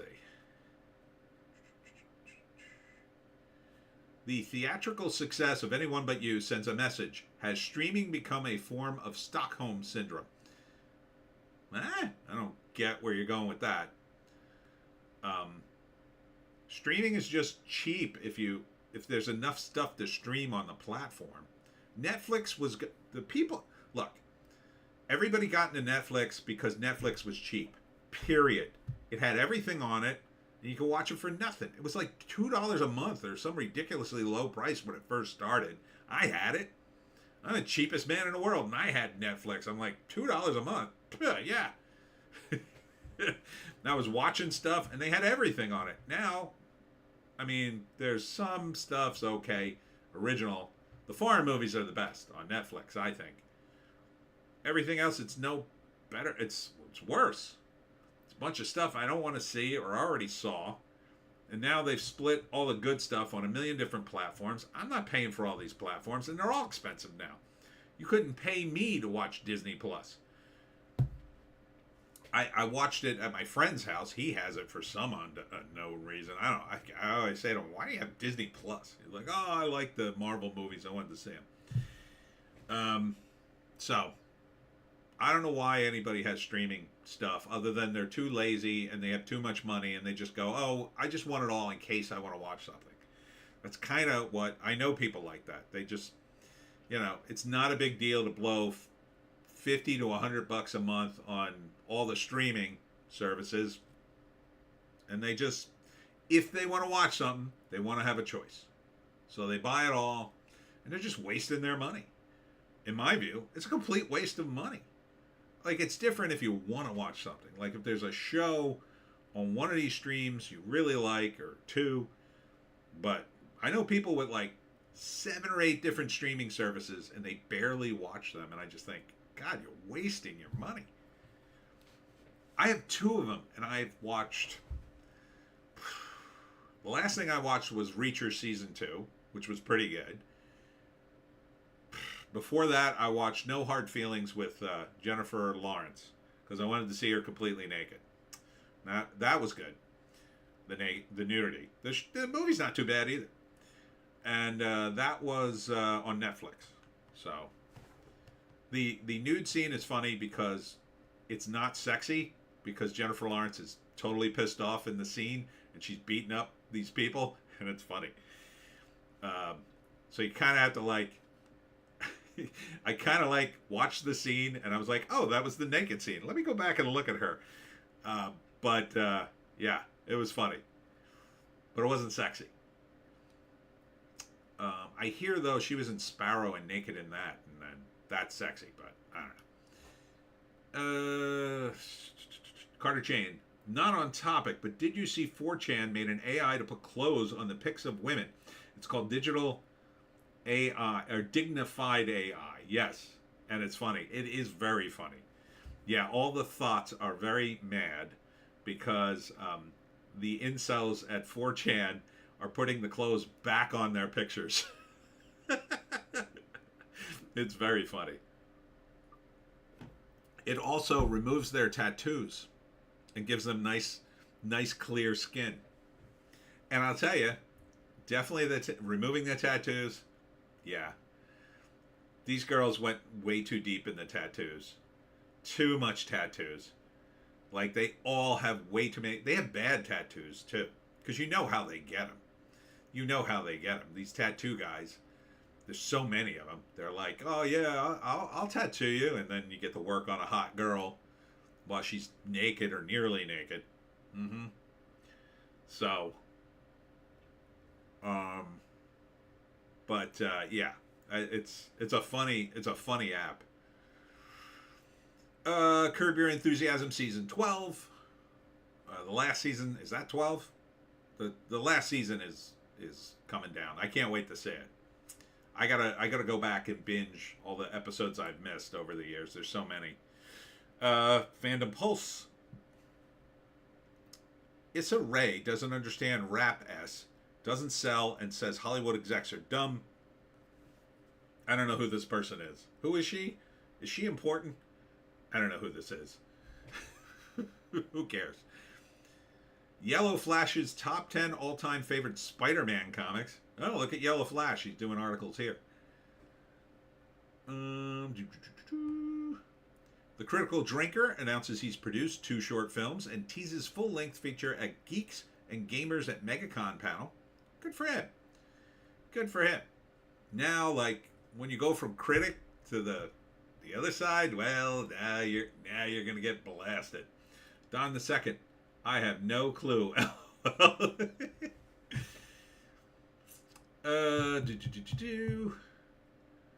Hollywood in cancel culture frenzy as Abigail star Melissa Barra rumored to be canceled next, hot on the heels of White Lotus cast Milos Brivanovic cancellation. The only thing notable about this is there was a Ukrainian actor that I think he criticized the Ukrainian government, and now he's been canceled on his TV show. Yeah, tell me that people in D.C. don't have pull in Hollywood. Here's the announcement of the Horseman. So, there you go. That's the Horseman. I mean, he looks like Batman. You know, kinda. He's got a very similar... I mean, the colors are definitely Batman. So, there's...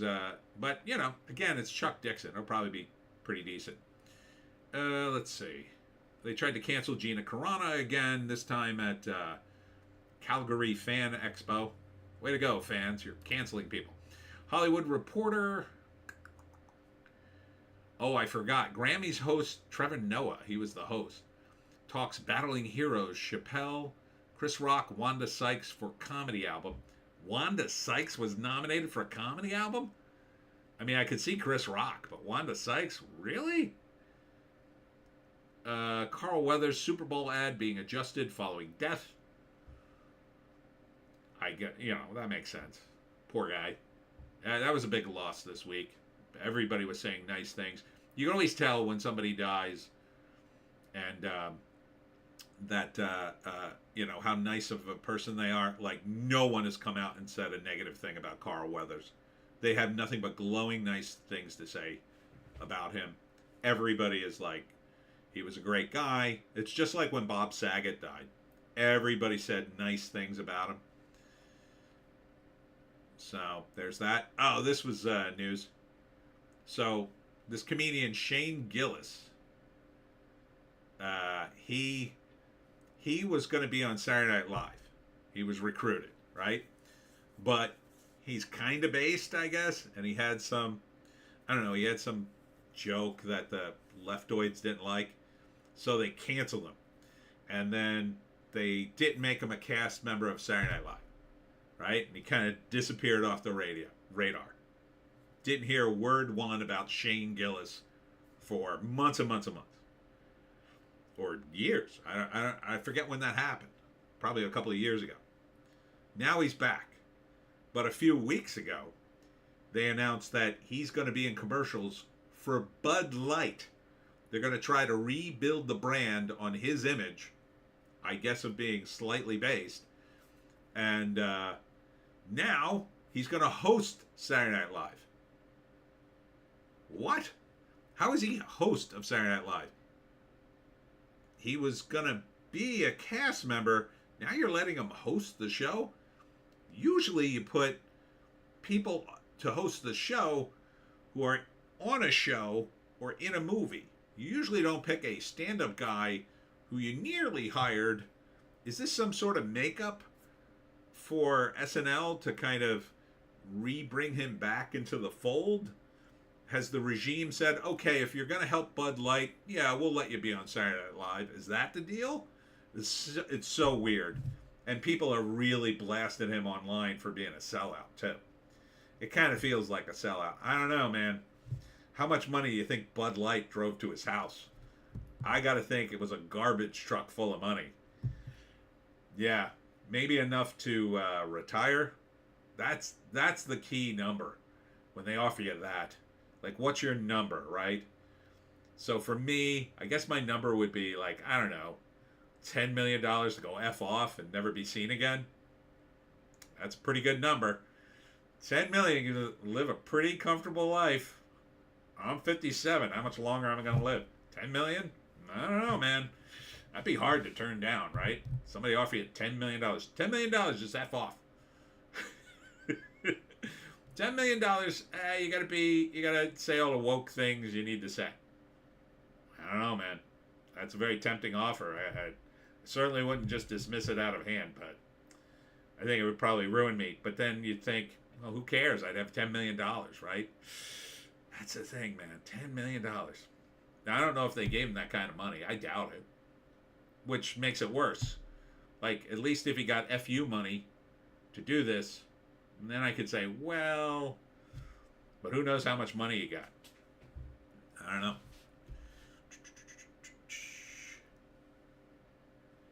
All right. Moving on to Bounding in the Comics. I don't really understand this. Maybe some of you can explain it without getting me in trouble with YouTube. But I'm going to read this headline from Bounding in the Comics. Viz Media's equates lolicon to pedophilia in English localizations of Zom 100, Bucket List of the Dead, manga and anime. I'm not sure what some of that means. So, if anybody has an explanation. Now, I believe, isn't some of the anime, isn't that lolicon like a word for the bad anime? Right? Carter Chain. The Bud Light thing isn't out of the blue. Every time Shane goes on Rogan, they try to drink as many Bud Lights as possible. It's a tradition at this point. Oh. Don the Second. Japanese age of consent is 13. Arden is back. Hello, Arden. Wow, 13? That's too low. That is too low. No. No, Japan. Did I miss the Oscar picks? You have not. Haven't gotten to it yet. We're just going through the trades. I think we're almost done. All right, I'm going to get off this subject because it's unnerving. Deadline. Check out this giant Doritos pyramid. That's kind of cool. More on the Grammys. Who cares? Zone of Interest, $2 million weekend. Poor Things hits milestone. See how they're pushing these movies? Don the Second, yeah. Ha ha ha ha. Morgan Freeman accepts Auburn player's apology for laying of hands.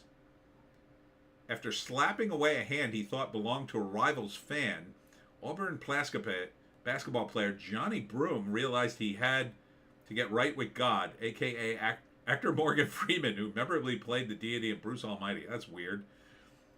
Ardent. Japanese age of consent is varied by region. I think the lowest is 13 now. Oh.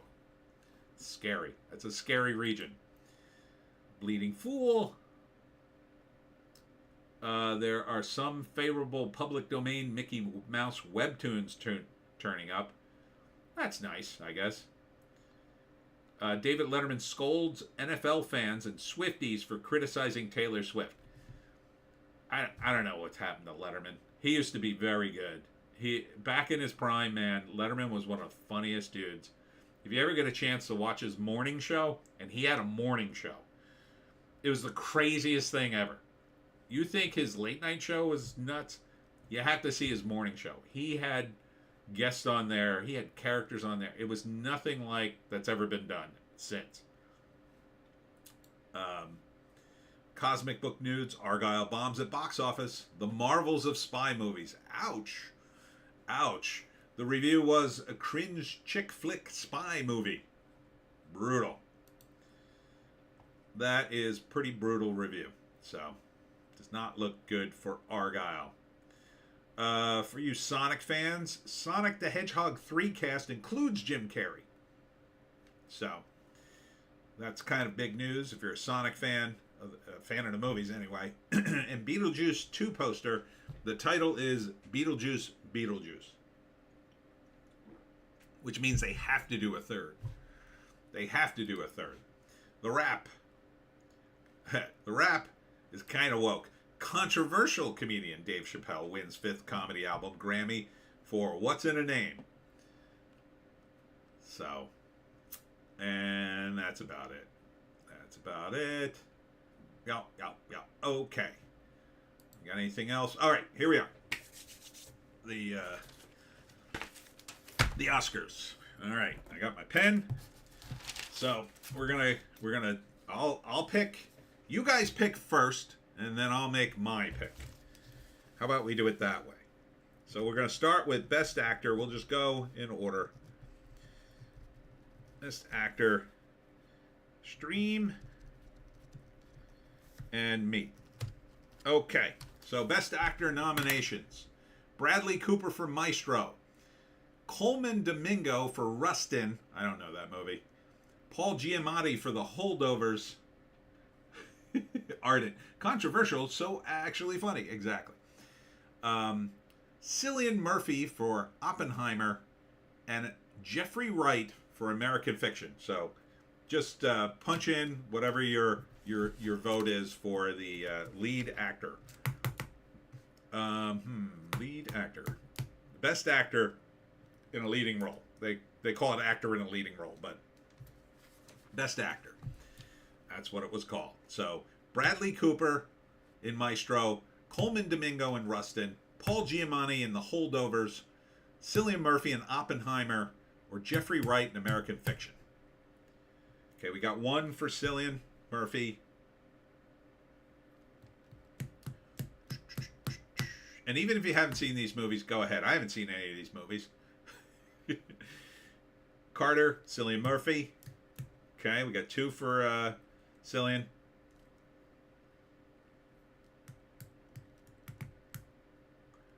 Storebang, Jeffrey Wright. Everyone else is white, damn it. I don't know who Coleman Domingo is. Ardent, pronounced Killian, by the way. Oh, okay, Cillian Murphy. All right, so we got 2 votes for Killian and 1 vote for Jeffrey. Any other votes? Come on, you can vote. It's not like it's LOL Storebang, says Ardent. Okay, Don the Second, you got a vote. Who else is here? Yeah, Carter is already voted. What about probably Ralph? Is he still here? All right. So the stream picks Cillian Murphy. Any other votes? All right. Cillian Murphy. My pick.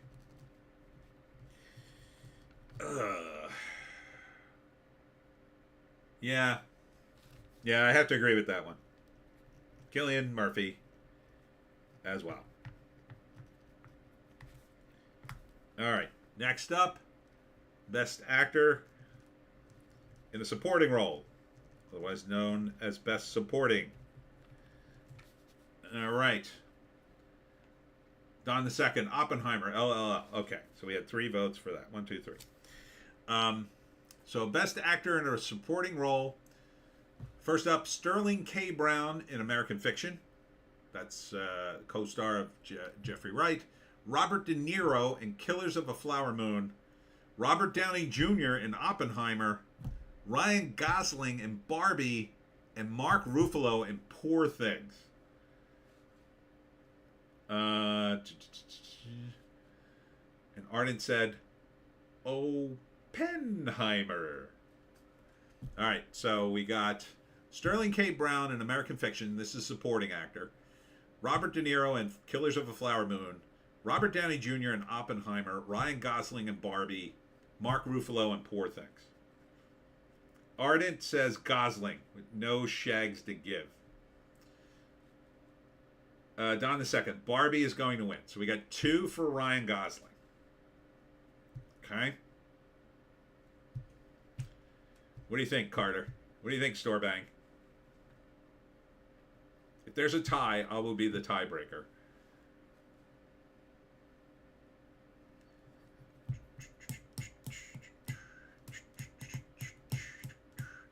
Now, Robert De Niro is very old. But I think he already has, Carter says Ryan Gosling as well. So we got 3. Not close, says Carter. Ryan Gosling. Okay. So we got 3 votes for Ryan. Okay. Now, normally, I would say Robert De Niro because he's the oldest. And that's usually a big factor in a movie like this. But I think he's won awards, and supporting is not what he wants, I don't think. Sterling K. Brown, totally out of it. Zevix to Mines, Bill Murray, he's not in this list. Storebang, is Sterling Brown a POC? Then him. Yeah, he's not even in it. He has no way to give it to him. To me, Ardent, LOL, Bill Murray. To me, it comes down to, well, see, Robert Downey Jr. is kind of old enough. Ryan Gosling is too young. I'm going to say it won't be him. Mark Ruffalo, kind of old enough. But the thing is, he's in Poor Things, and they really want that movie to win something. So I'm going to go with Robert Downey Jr. I don't think it's going to be Gosling. And he did give an amazing performance, as he always does. Mark Ruffalo, I don't think his performance looked, well, tarded in the trailer. So, but I think this is his first nomination. So, all right, Best Actress. So we got Annette Bening in a movie called Naiad. This is a movie about lesbian swimmers, by the way. Lily Gladstone, Killers of a Flower Moon. Sandra Huller in Anatomy of a Fall. That's that foreign movie I told you about. Carey Mulligan in Maestro, starring with Bradley Cooper. And Emma Stone in Poor Things. Ardent, Ruffalo's woke enough to appeal to the Hollywood clique. Yeah, but I don't think it's a vote. I think this whole thing is fixed. So I think they would look at him and say, well, we nominate him. That's enough for him. I don't think they're going to give it to him. And I don't think his performance was good. I've heard a lot of good buzz about Robert Downey. And he's getting older. I think they want to give him one. And I think they want to give Oppenheimer a lot of awards. Because it'll give them some amount of credibility. If they give too many, they're going to give some to Barbie. We'll get to the ones that Barbie will win, but they're not going to give any of the big ones to Barbie, I don't think. So, Annette Bening for Naiad, Lily Gladstone, Killers of a Flower Moon, Sandra Huller, Anatomy of a Fall, Carey Mulligan for Maestro, or Emma Stone for Poor Things? Ardent, Carey Mulligan because they might throw the ugly Canadian girl a bone. Okay. She is a good actress, I'll say. She looks good in that movie, too. So we got one for Carey.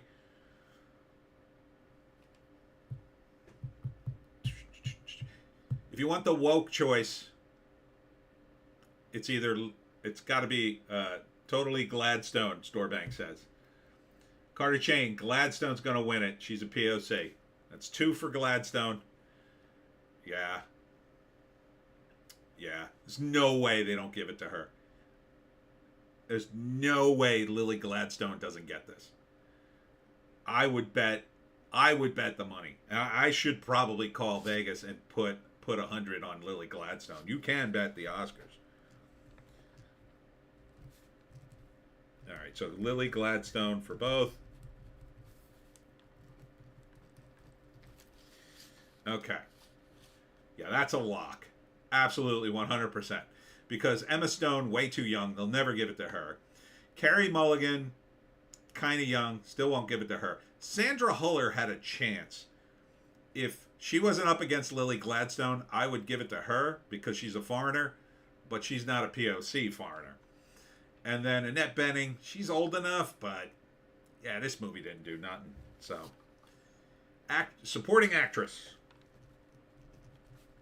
All right.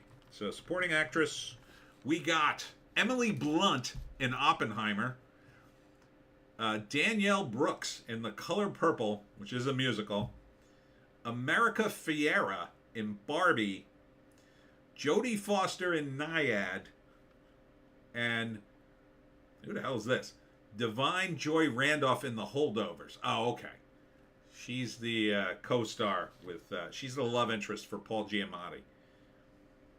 Now, this is a tough one because you got Emily Blunt, fine actress, and in Oppenheimer, and they talked a lot about it. Okay.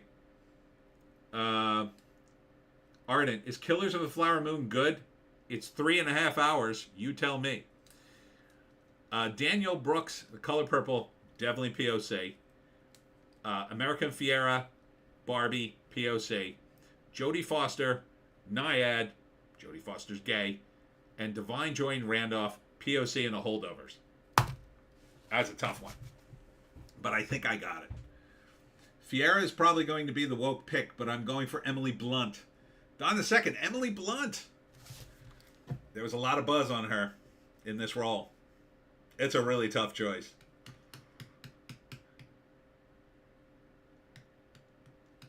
So we got 2 for Emily Blunt. Any other votes?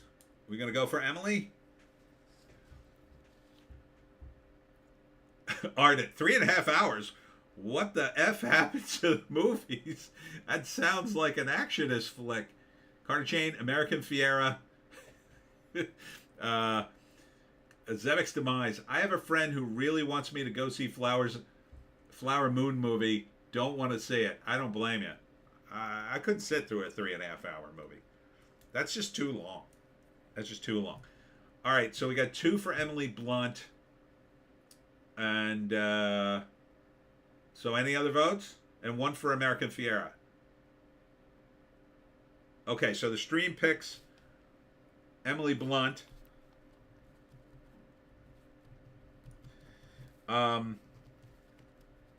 That's a fine choice. That's probably who should win. But I think they're going to give it to American Fiera. Because although they talked a lot about Emily's performance, Ardent, at length, I will not, at that length, I will not go to a theater to see it. Yeah, I don't blame it. There's no way you can see it. I'll go with American Fiera because they talked a lot about her monologue. I think they want to reward that monologue. Ardent, LOL, James. Oh, James is here. Hello, James. Just wanted to say hello. Emily Blunt is hot. Okay, I'll put you down for Emily Blunt then. We're doing our Oscar picks if you want to join in. All right, now we're in animated feature film. All right, here are the nominees. The Boy and His Heron, Elemental, oh my God, that got nominated? Nimona, Robot Dreams, and Spider-Man Across the Spider-Verse. James, Party, it's true though. It is true. She is a smoke show. So, Best Animated Picture. So we got The Boy and the Heron, Elemental, Nimona, Robot Dreams, or Spider-Man Across the Spider-Verse.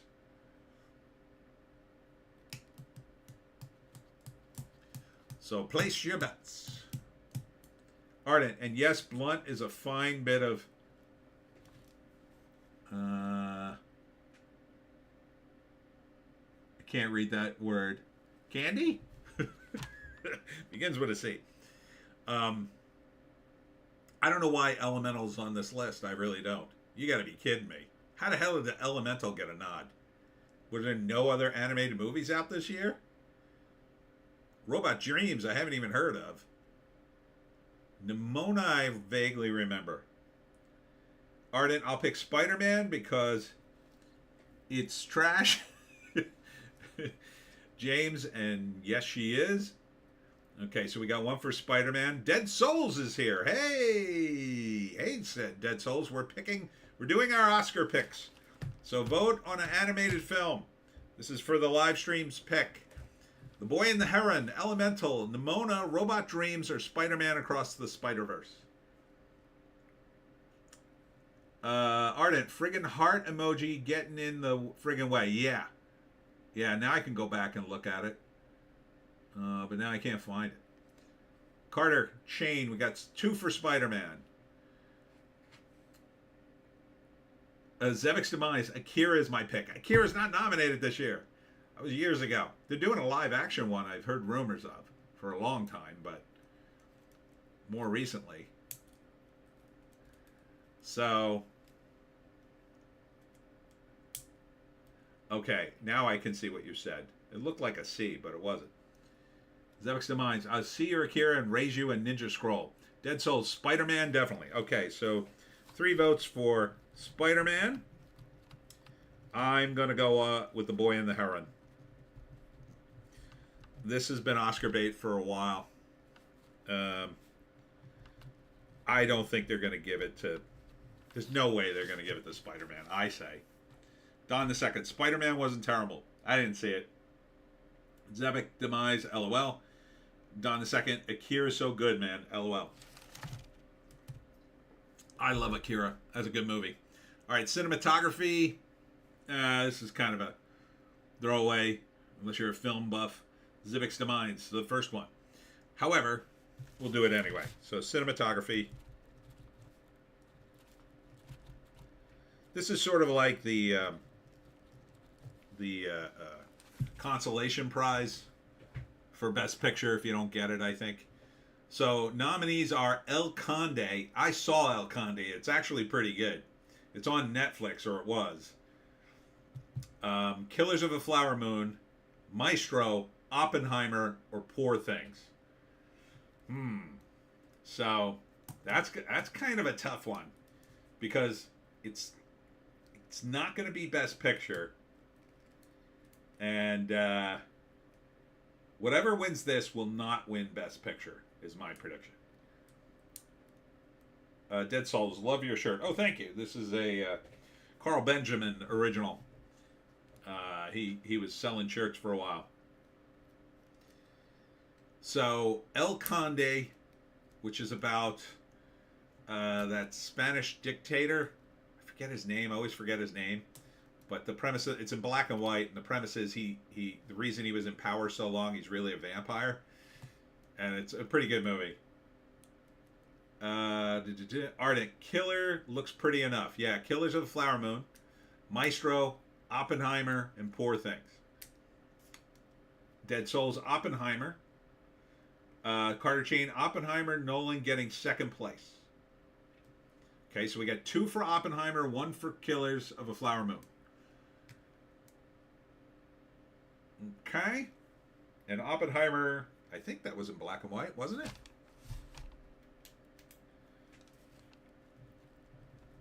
I'm going to write down Oppenheimer. Francisco Franco. Thank you, Arden. Yes. It's Francisco Franco as a vampire, and it's pretty funny. Okay, Oppenheimer is the streams. Dead Souls. I thought the ending was boring in Oppenheimer. Yeah, everybody said that. But this is for the cinematography. But the rest was pretty good. I'm going to say Poor Things because they really want to give this movie something.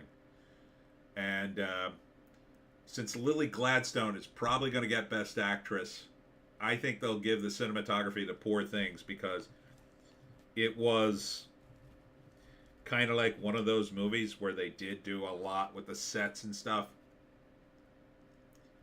All right. Now this one, I think you got to know the winner right out the gate, but I'll read it anyway. Costume design. And I would skip this one, but I think you know who's going to win. First up, Barbie. Second, Killers of a Flower Moon. Third, Napoleon. 4, Oppenheimer. And 5, Poor Things. So this is costume design. Barbie, Killers of a Flower Moon, Napoleon, Oppenheimer, and Poor Things. I don't think there's any question. Ardent. Oh, Pinochet. Oh, right. It is Pinochet. You're right. Ardent. Just looked at the poster for the El Conde. Hilarious. It's good. Dead Souls. Napoleon. Got 1 vote for Napoleon. Was a period piece. Had lots of costumes. Ardent. Napoleon. I'd say it's Barbie. So we got Barbie and Napoleon. Second to Dead Souls. So 2 for Napoleon, 2 for Barbie. Do we have another vote? Or do I have to break the tie? Ardent. Barbie technically is a period piece. Kind of. But that's not a third vote. Anybody got a vote for costume design? Either Napoleon or Barbie.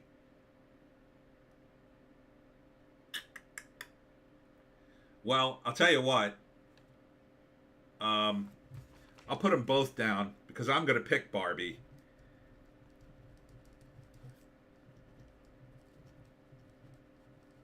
So I'm going to write them both down. But, yeah, I think... Storebank said Barbie. Okay. So we do have a third vote. So Barbie narrowly runs out on Napoleon. Emphasis on the period. Ha! Ardent says. Yeah, I think this is the one that this is the consolation prize for the feminist. Here you won costumes. I mean, there's a ton of costumes in it. Napoleon. I mean, there are costumes in it, but they do that all the time. I think. Don the second, hard choice. Ardent. I'm leaning Napoleon for costumes. Too late. The poll is closed. We got to get to important categories. Like directing. Okay, so this is a big one. Director. Best director. Here we go. I'll write this down. Best director. Anatomy of a Fall. Killers of a Flower Moon. That's Martin Scorsese. Oppenheimer. It's Christopher Nolan. Poor Things. It's Yorgos Lanthimos. And The Zone of Interest, who's Jonathan Glazer, who I know. And then Anatomy of a Fall is Justine Triet. She's new. Don the Second, women. Women.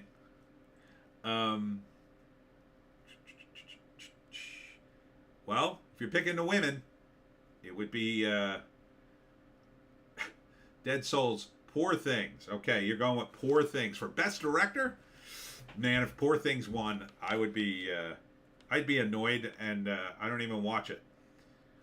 Killers of a Flower Moon, Scorsese. That's a pretty good pick, man. Scorsese, I don't think has he won an Oscar? He must have won one for something, right? I'm sure he's been nominated. He's old enough.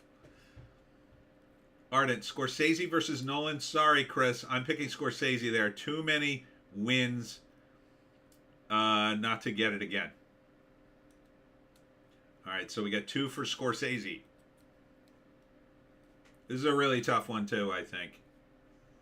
Don the Second. I haven't seen any of these movies.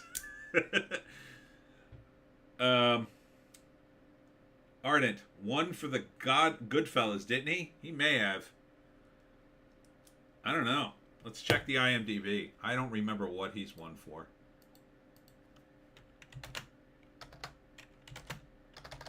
IMDb. Oh, shoot. IMDb. There we go.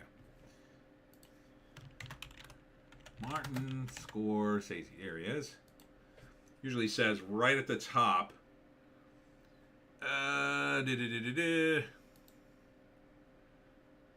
Here's his bio. Blah, blah, blah.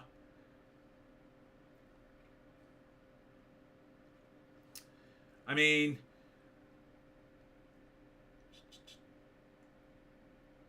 Raging Bull got 8 Academy Award noms, including Best Picture and Best Director.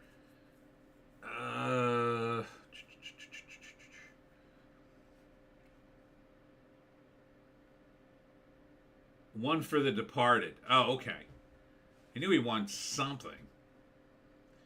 Don the Second. I was literally going to watch Killers of the Flower Moon, but 3 hours is crazy. The Deer Hunter was 3 hours, and that was a great movie for the most part. Dead Souls. Eli Roth should win something. Ardent. Copying Wikipedia. 10 of Scorsese films have been nominated for the Academy Awards. Best Picture: Taxi Driver, Raging Bull, Goodfellas, Gangs of New York, The Aviator, The Departed, Hugo, The Wolf of Wall Street, The Irishman, that shouldn't have been nominated, and Killers of the Flower Moon probably shouldn't have been nominated. He is the third all-time in his category behind William Wyler and Steven Spielberg, who got 13 apiece. Thank you for the info. Okay, so I think Martin Scorsese is the winner on this. It's not a bad pick. It's not a bad pick at all. It's kind of tough. Justine Triet, who directed Anatomy of the Fall, she's way too young. This is her first nomination. She's out. Yorgos Lanthimos, I think this is his first nomination. He's out. It's just enough to be nominated. Jonathan Glazer is in the mix. And the Zone of Interest, they kind of pushed that movie. But it really hasn't done much. So it really just comes down to Oppenheimer or Killers of a Flower Moon. Oppenheimer did great. Killers of a Flower Moon, not so great. We've already given a thing to that movie, right? So I'm gonna go with Chris Nolan because he hasn't won one. This is his biggest movie by far. I think they're gonna want to give it to him. So, Ardent. He just keeps making longer and longer movies. I think he's trying to scare the Academy guys into giving him one. Don the Second. Insane. James. Yeah, Gangs of New York, I think got nominated, and that's a good movie, but I'd probably pick Oppenheimer or Flower Moon. Hard choice. Yeah, it really is. All right, I gotta hit the bathroom. Give me like 2 minutes, and you could look over. We're gonna skip documentaries. I think we could skip those. Let's go to film editing. You can see the titles there, I hope. I'll be right back. Ugh.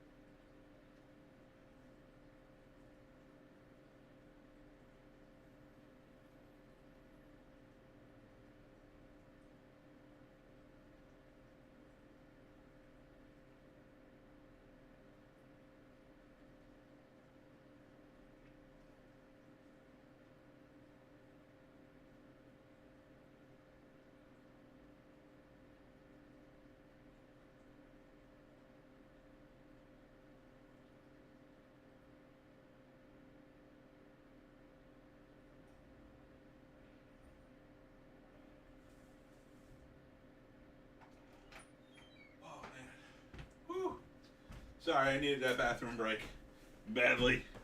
Okay. All right, film editing. What did I miss? Ardent, I have the feeling that they wanted to give Nolan an Oscar for the Batman series, but refused on geeky grounds. Possibly. Poor things because Yorgos is George in English and my nickname is George. Huh. Interesting.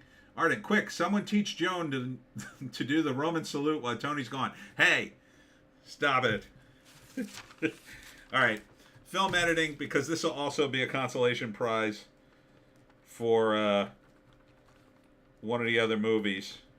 Or they may pile on for certain movies. All right, so film editing, Anatomy of a Fall, The Holdovers, Killers of the Flower Moon, Oppenheimer, and Poor Things. James, Cillian Murphy honestly looks like the real Oppenheimer in my opinion, but yeah, I still need to see it. I kind of want to see it, but that is definitely a streamer for me. That is a long, long movie. Not as long as Killers of a Flower Moon, but pretty long. So, film editing, Anatomy of a Fall, The Holdovers, Killers of the Flower Moon, Oppenheimer, and Poor Things. I'm kind of surprised the Maestro wasn't thrown in this one, because the Maestro is supposed to take place over many different decades, and they, Bradley Cooper directed it, and he shot some on film and some on video, and he did the whole thing because that's a thing.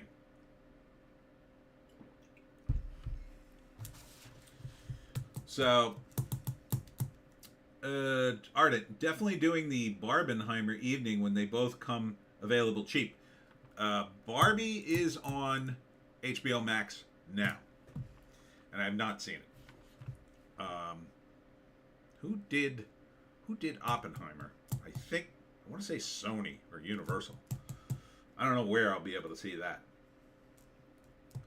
So, film editing, Anatomy of a Fall, The Holdovers, Killers of the Flower Moon, Oppenheimer, and Poor Things. This is the sort of third consolation prize. Now, I haven't seen really any of these movies. Ardent, I mean cheap. So, like, Anatomy of a Fall, I hear is great.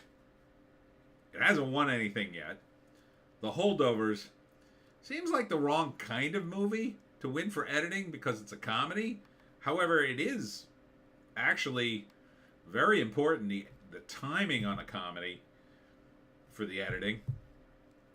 It's just weird to me that The Holdovers got nominated at all. It kind of just is a regular movie that should have come out in the 90s because it takes place in the 70s, and it's really kind of too late to put out movies about the 70s, but whatever. Killers of a Flower Moon should absolutely not win editing. It's 3.5 hours long. They obviously didn't do much editing. Oppenheimer, kind of the same thing, but you could see why they might give it to Christopher Nolan. He's very technical, and they like that. Poor Things could be, maybe he doesn't win in cinematography, but instead wins on that. So, all right, you guys don't really have an opinion on this. Ardent, why don't the Oscars have a comedy category? That's odd to me. Yeah, they should, because it's really tough to compare a comedy, which to me is much harder to do in terms of writing, in terms of execution, than a lot of these movies.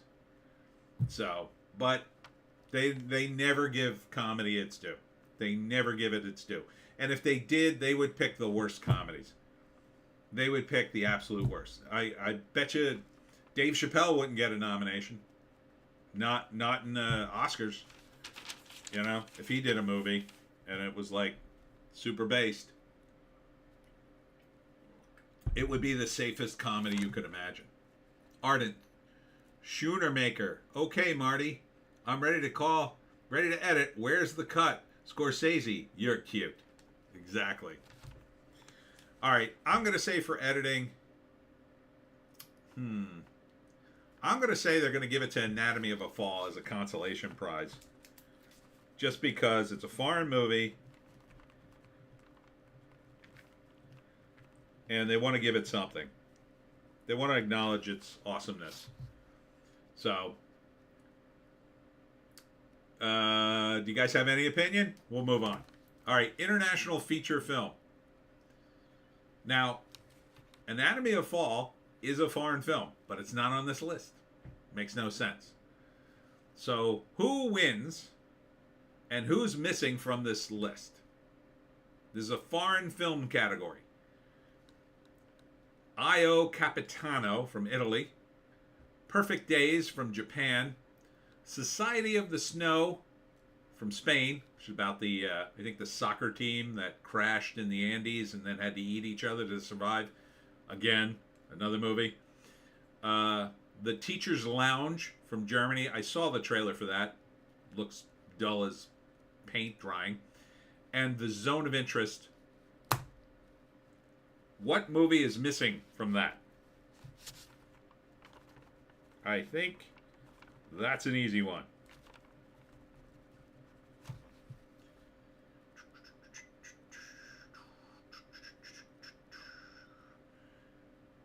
No opinion?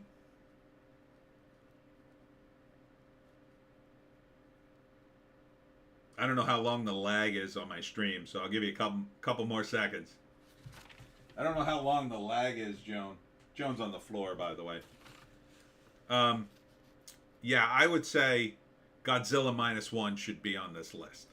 How the hell could you keep Godzilla -1 off the best foreign film list this year? That movie friggin' rocked. Everybody raved about it. It made a ton of money.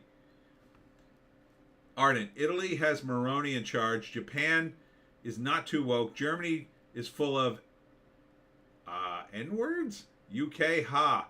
Hawaii's get nothing. I say the Spaniards. Okay, you're going to go with the Society of the Snow. All right.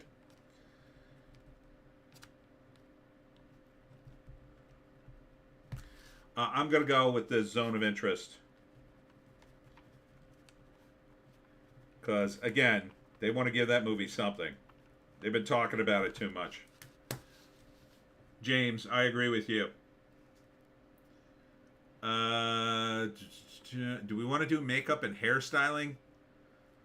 I mean, yeah, I guess we'll do this one really quick. All right, makeup and hairstyling. The nominees are Golda.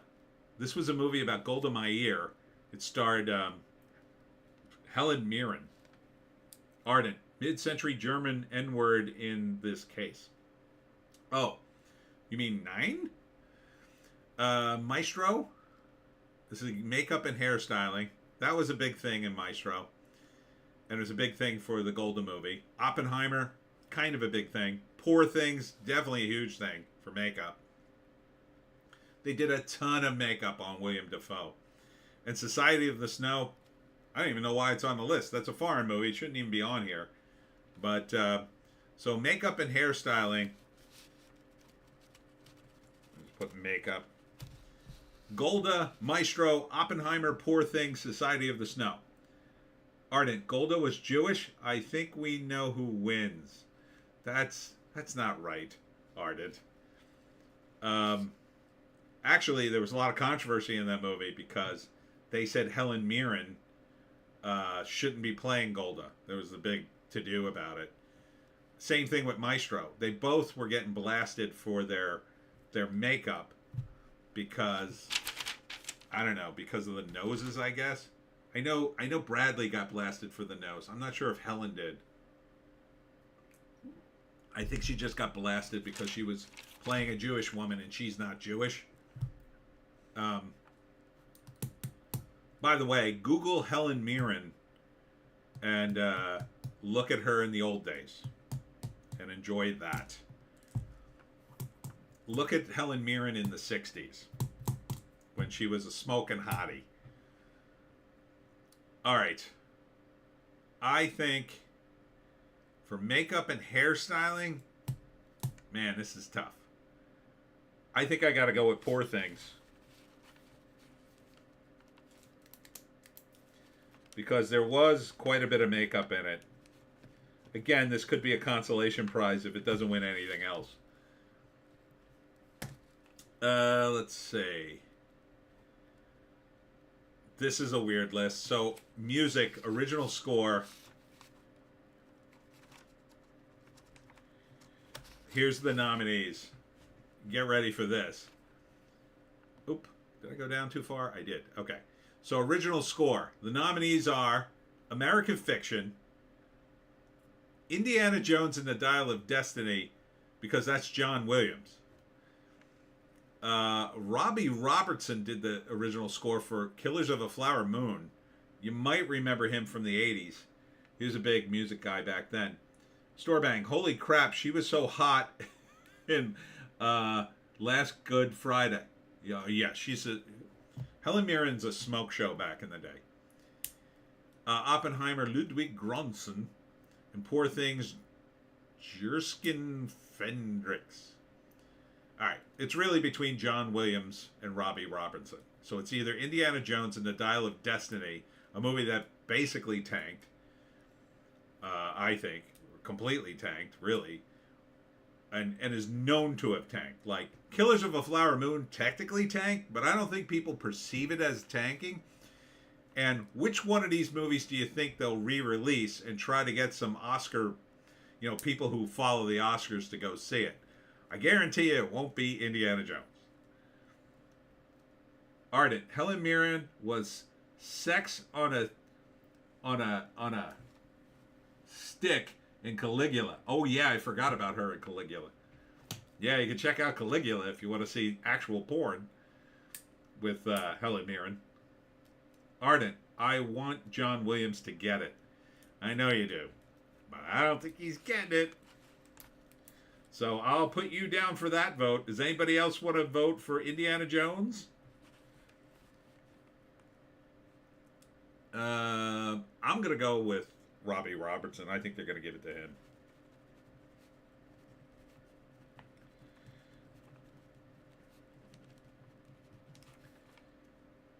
All right. I'll put you down for Indy. John Williams. I met John Williams once. I tried to sell him a comic. He did not buy it. Carter, Ludwig. Voting for Ludwig. All right. I'll put a second vote in for Ludwig. Oppenheimer. Okay. All right.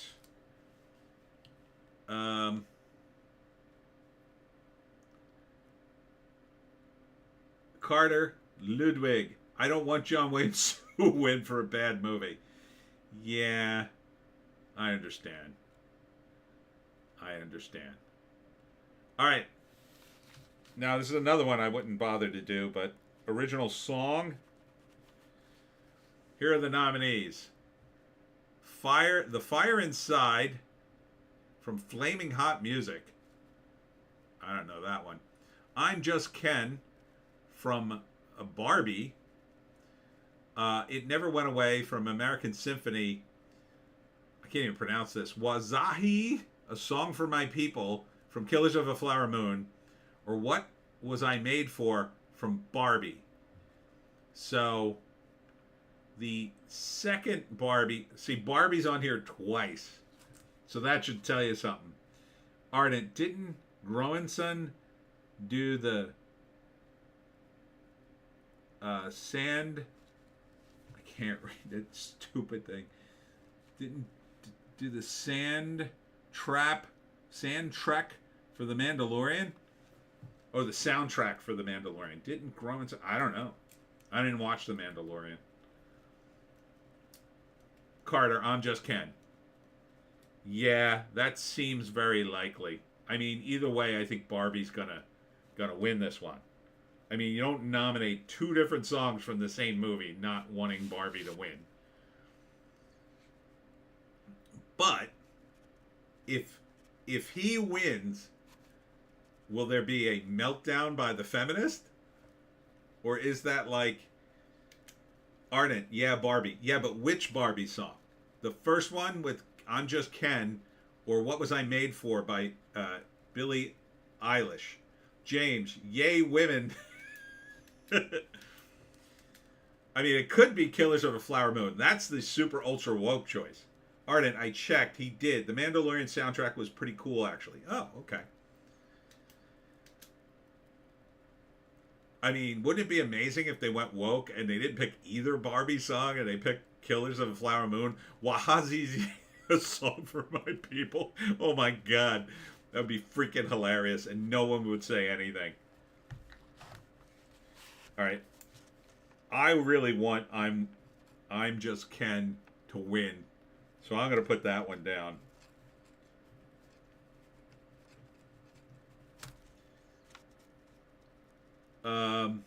All right, so I think we're all on the same page. It's going to be Barbie. All right. I guess we could do this one. Production design. Because again, this is another sort of consolation prize. So production design. Barbie, Killers of a Flower Moon, Napoleon, Oppenheimer, or Poor Things. What kind of flick was Flamin' Hot? Asks Ardent. I have no idea. I haven't heard of that one. I never heard of it. Yeah, me neither. I don't remember that one at all. That might have come out in the beginning of the year or something. So production design. Barbie, Killers of a Flower Moon, Napoleon, and Oppenheimer. And Poor Things. Store Bang goes with Barbie. So we got one for Barbie. One for Barbie. So it's Barbie, Killers of the Flower Moon, Napoleon, Oppenheimer, and Poor Things. Carter, also Barbie.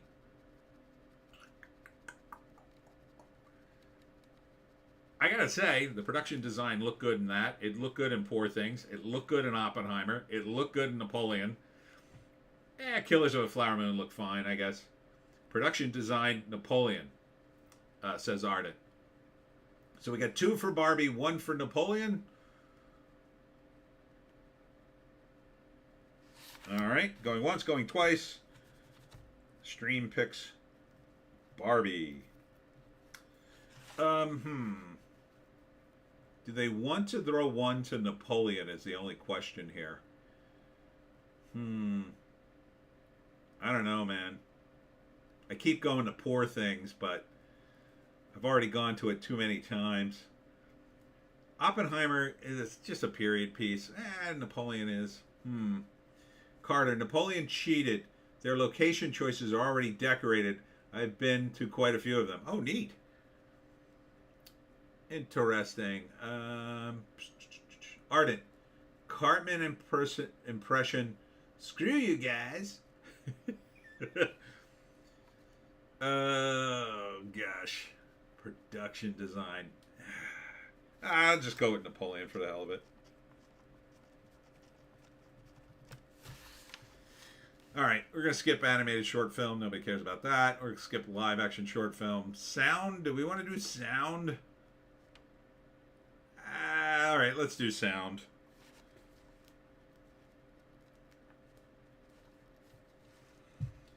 All right, here are the nominees for sound, best sound. The Creator, that was that robot movie. Maestro, Bradley Cooper. Mission Impossible Dead Reckoning Part 1 got nominated. Oppenheimer and Zone of Interest.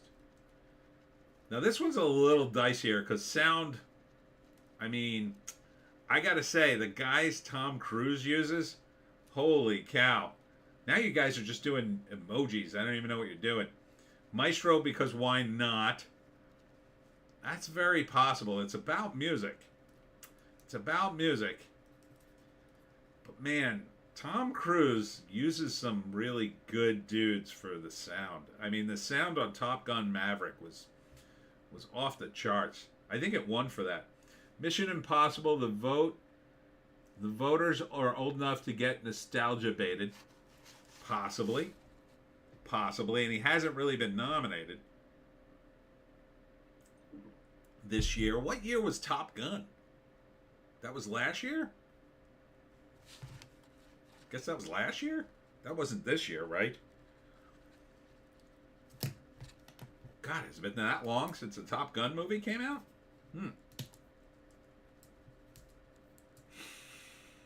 All right, so sound. Got one for Mission Impossible and one for Maestro. Any other bets? Ardent, Top Gun Maverick was 2 years ago, I think. God, it's crazy. Or 2 Oscar seasons, anyway. Seems like it just came out. James, 2022. I think. But what do you think? The Creator, Maestro, Mission Impossible, Oppenheimer, Zone of Interest. Like, The Creator isn't even in it. I mean, that movie, no one saw that movie, I think. They might give it to Oppenheimer simply to pile on. Or if he doesn't win some of the bigger ones, they'll give him a bunch of these. Maestro, same. You know what? I'm going to go with Maestro. I think they want to give Maestro something. And that's kind of like a safe bet. But I'll put you guys down for both. Maestro and, oh my God, my pen ran out of here.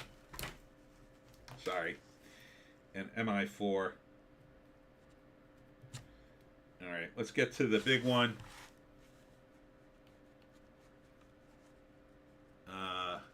Do we want to do visual effects? Oh, we got to do visual effects because Godzilla's on this one. Okay.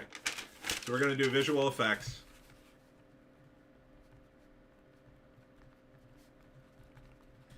All right, so stream.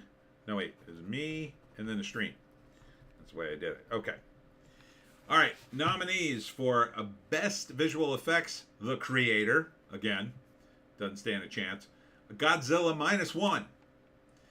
-1. Guardians of the Galaxy Volume 3. Mission Impossible: Dead Reckoning Part 1. And Napoleon.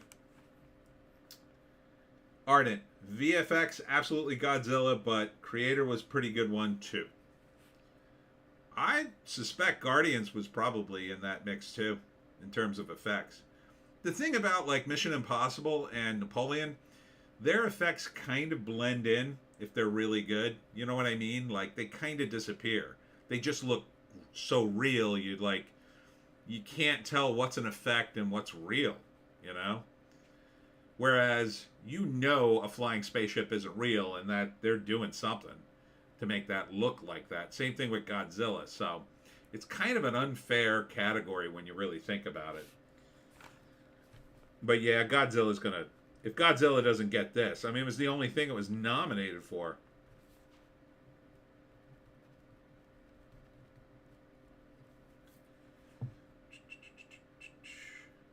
Ardent, the problem with the Guardians that a lot of their effects are so replayed. True. But they started out good, so. And they didn't win anything for the first one. It's like you don't win for the stuff you should win. All right, writing. Adapted screenplay, this is. There's some controversy on this.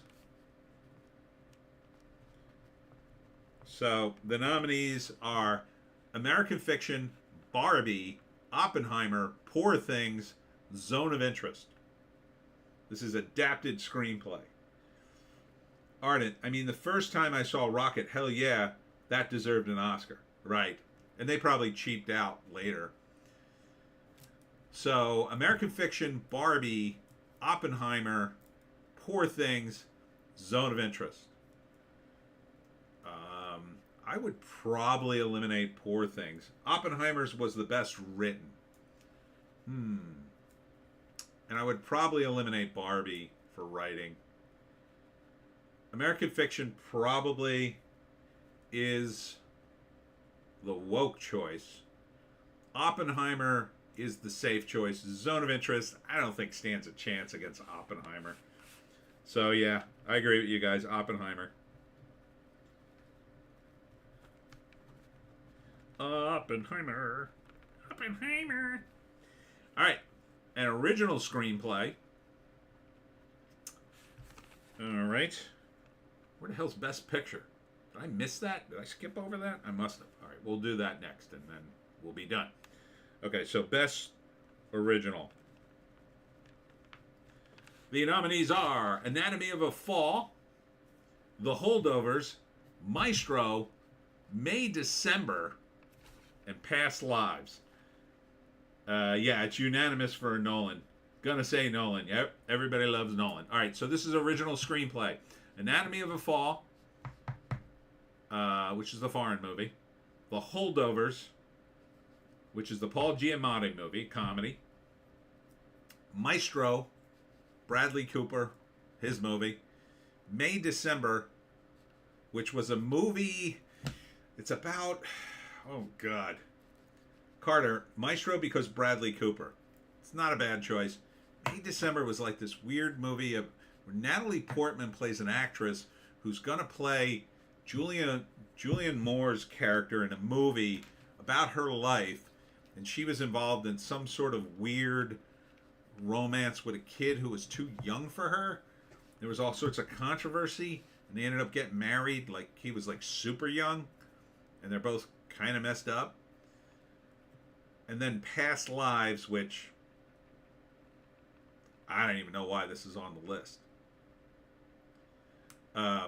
This movie isn't doing anything. It's total Oscar bait. I think that one's just enough to be Oscar bait.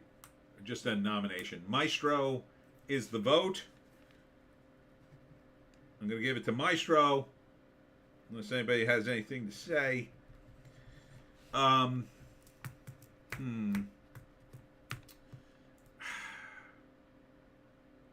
May December is creepy. Bet those perverts picked that one, says Arden. I don't know. Maybe to boost it. I think if they're going to boost anything, it's either going to be Anatomy of the Fall, The Holdovers. I kind of want The Holdovers to win, so I'm going to pick The Holdovers. I don't think it's going to win, but... All right. Now, how did I skip Best Picture? I guess I must have just skipped over it. Oh, here we go. Best Picture. All right, this is the big one, everybody. All right, here we go. Best Picture. This is for all the marbles. Just like the Oscar broadcast, I waited to the end. And this was too long and everybody talked too much. Ardent, you may notice I don't have much respect for the Hollywood crowd. Really? Shocking. All right, Best Picture. American Fiction. I don't think stands a chance, but looks good. Anatomy of a Fall. Again, don't think so. Barbie. Maybe. The Holdovers doesn't stand a chance. Killers of a Flower Moon. I don't know, man. That would be a weird choice, I think. Maestro. Oppenheimer. Definitely in the running. Past Lives. Come on. Poor Things. If they give it to Poor Things and Zone of Interest, which is total Oscar bait, but I don't think stands a chance. So I think it comes down to probably Barbie versus Oppenheimer. So who knows? I mean, they could go off the rails and pick something weird like that year they picked Parasite, and it was just like, what? Although I hear Parasite's good, but it just seemed like a weird pick. Also, it was a foreign movie, and it's like, you have a foreign film category. Doesn't make any sense. Ardent votes for Oppenheimer. Carter votes for Barbie. Okay, we got 1 and 1. 1 and 1.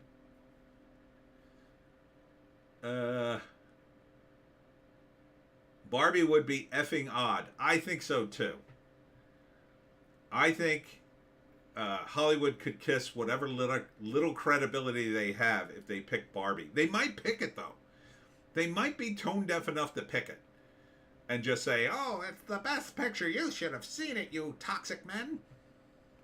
But I think Oppenheimer's the safe pick. Like, if they pick Oppenheimer and Oppenheimer wins, people go, yeah, that makes sense. You know? That makes sense. The Oscars aren't so bad. If they pick Barbie, it's going to be like, what? Oh, and the women will be insufferable. Oh, it's an Oscar-winning movie. You know that movie me and my girlfriends went to go see and we got margaritas and you said was stupid? Well, it won Best Picture.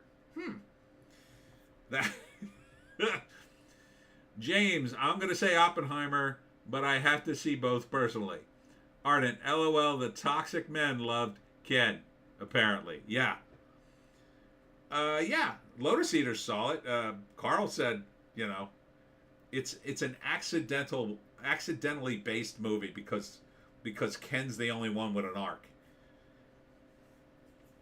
And if they pick Killers of a Flower Moon, I mean, that would just be people would be going crazy if they don't pick Barbie or Oppenheimer. I mean, you got to be nuts. You want to talk about tone deaf. I'm going with Oppenheimer too. So, all right. There we have it. Ardent, yeah, accidentally reverse propaganda. All right. So we got all our Oscar picks. So in March, I'll dig this out again. And we'll look at it again and see how we did on our Oscar live stream, which will be, oh gosh, that's a ways away. That's a ways away. It's like a month away. A month away. All right. I'm going to wrap it up here because we've been going 2.5 hours. So final thoughts on movies or anything else before we go. What have we learned today? Well, we learned the indie comics civil war is very complicated, but I think it's continuing to die down. Ardent, you're going to live stream the whole show? I don't think I could do the whole show. It goes very late too, and I don't think I can actually run the show on screen. I don't know. I'll have to look into it again. One year I did, but I think I got flagged for it. I got flagged one time for running a show. I forget what it was. I don't think I can. Maybe I could run it silently with kind of some stuff in front of it. Maybe I could do it that way so I can kind of watch it. What I did one year was I put it on my phone. James, been a great stream. Definitely will tune in more. Thank you, James. I put it on my phone and then I put my phone here so I could watch it. And I forget if that worked. I think it did. And I think I had the subtitles on or something like that. Ardent, yeah, you'll absolutely get nailed to the wall if you run the audio. Yeah, so maybe I could run it without the audio. I don't know. YouTube's never clear on that. It runs too late anyway. I mean, for me in New Jersey, the show will be running probably past midnight. So I'd rather just do one after it's over or like while it's going on or whatever. James, Ardent at James, friendliest chat on YouTube, man. Come on back. Come on back, man. It's a friendly chat. We try not to be nasty to each other. Yeah, man. Why am I doing Sammy? That's Sammy Davis Jr. That's my Sammy Davis Jr., by the way. Yeah, that was a bit we used to do in college. Ardent, LOL, last time I watched the Oscars, I was up till 2 my time. Yeah. Yeah, it goes late. Because they have these stupid James. A bunch of emojis. YouTube, popcorn, muscle, 100%. I read you, James. Yeah, it goes long because you have these stupid numbers. Oh, we're going to sing the songs from the movie. I don't care about that. Get to the awards. Get the best picture. Just get over with it. You know, none of you people are interesting without a script or a teleprompter. Just get on with it. But they won't. Who's hosting? Is it Jimmy Kimmel this year? Or is there no host? I think they went with no host. I don't know. That's another reason I don't want to watch it. The host will suck. I liked when Letterman hosted because everybody hated him, and I liked them. Ardent, LOL, you want to sing? Go to the Grammys. Yeah, exactly. I liked when Seth MacFarlane hosted because he had William Shatner on as a special guest as Captain Kirk. It was great.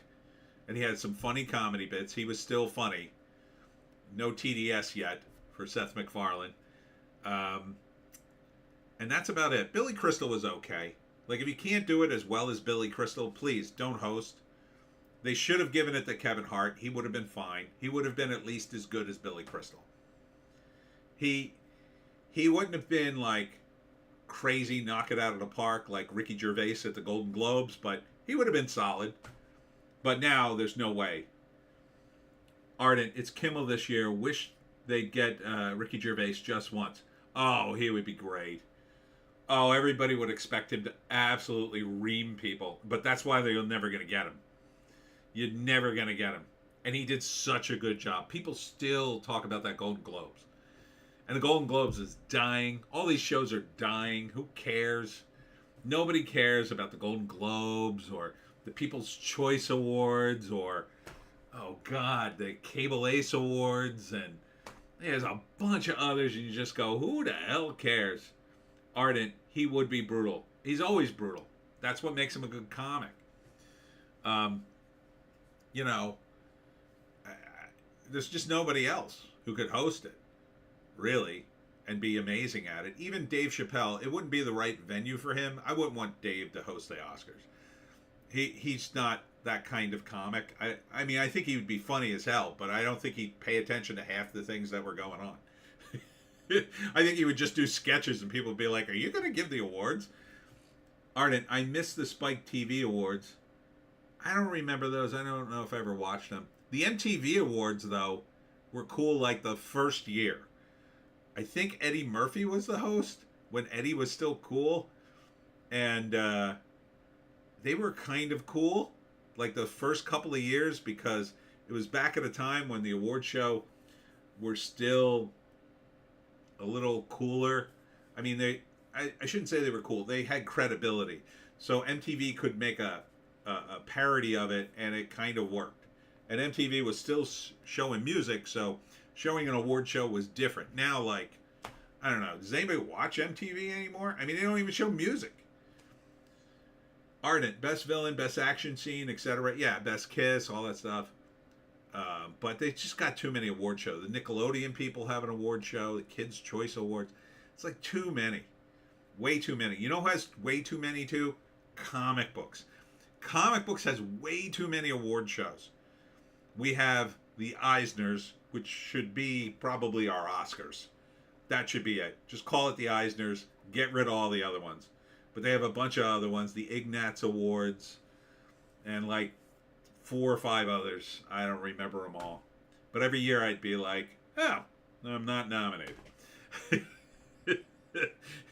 How do you get nominated? Oh, you got to get a lot of people to write in. I'm like, that doesn't seem like the process that makes any sense. It seems like the Academy or an organization should pick people based on the impact they had on the medium. But, like, nobody's going to do this. It's all fixed, in my view. It's all fixed.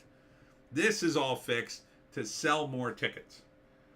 And now that nobody cares about selling tickets, I don't even know why they bother. Ardent, I think the Hugo Awards has a comics category? I wouldn't be surprised. And I wouldn't be surprised if an American comic hasn't won in decades and it's all like French and French comics left and right. You ever see some of these French comics? Razor Fist keeps showing them and it's just like, holy crap, they're amazing. Or Italy. Some manga. But mostly European stuff, I think, would win in the Hugo Awards. But American comics, maybe once in a blue moon we'd win something. Some crazy indie guy who did some amazing comic that nobody ever heard of, that sold really well in Europe, but nobody saw it here, kind of thing. That I could say. All right. let's wrap this show up. Thank you all for tuning in. So, Ardent, I was reading a French comic called Saga. I think it was French. It was quirky. Yeah, I hear they're great. I mean, the stuff that Razorfist was talking about looked amazing. Just looked amazing. All right. That's it for me, Tony D. And Little Joan, asleep in her bag. Tune in tomorrow for usual videos. Tune in all week. Tune in all night. Watch all my videos. I don't know. Thanks for tuning in. We'll see you.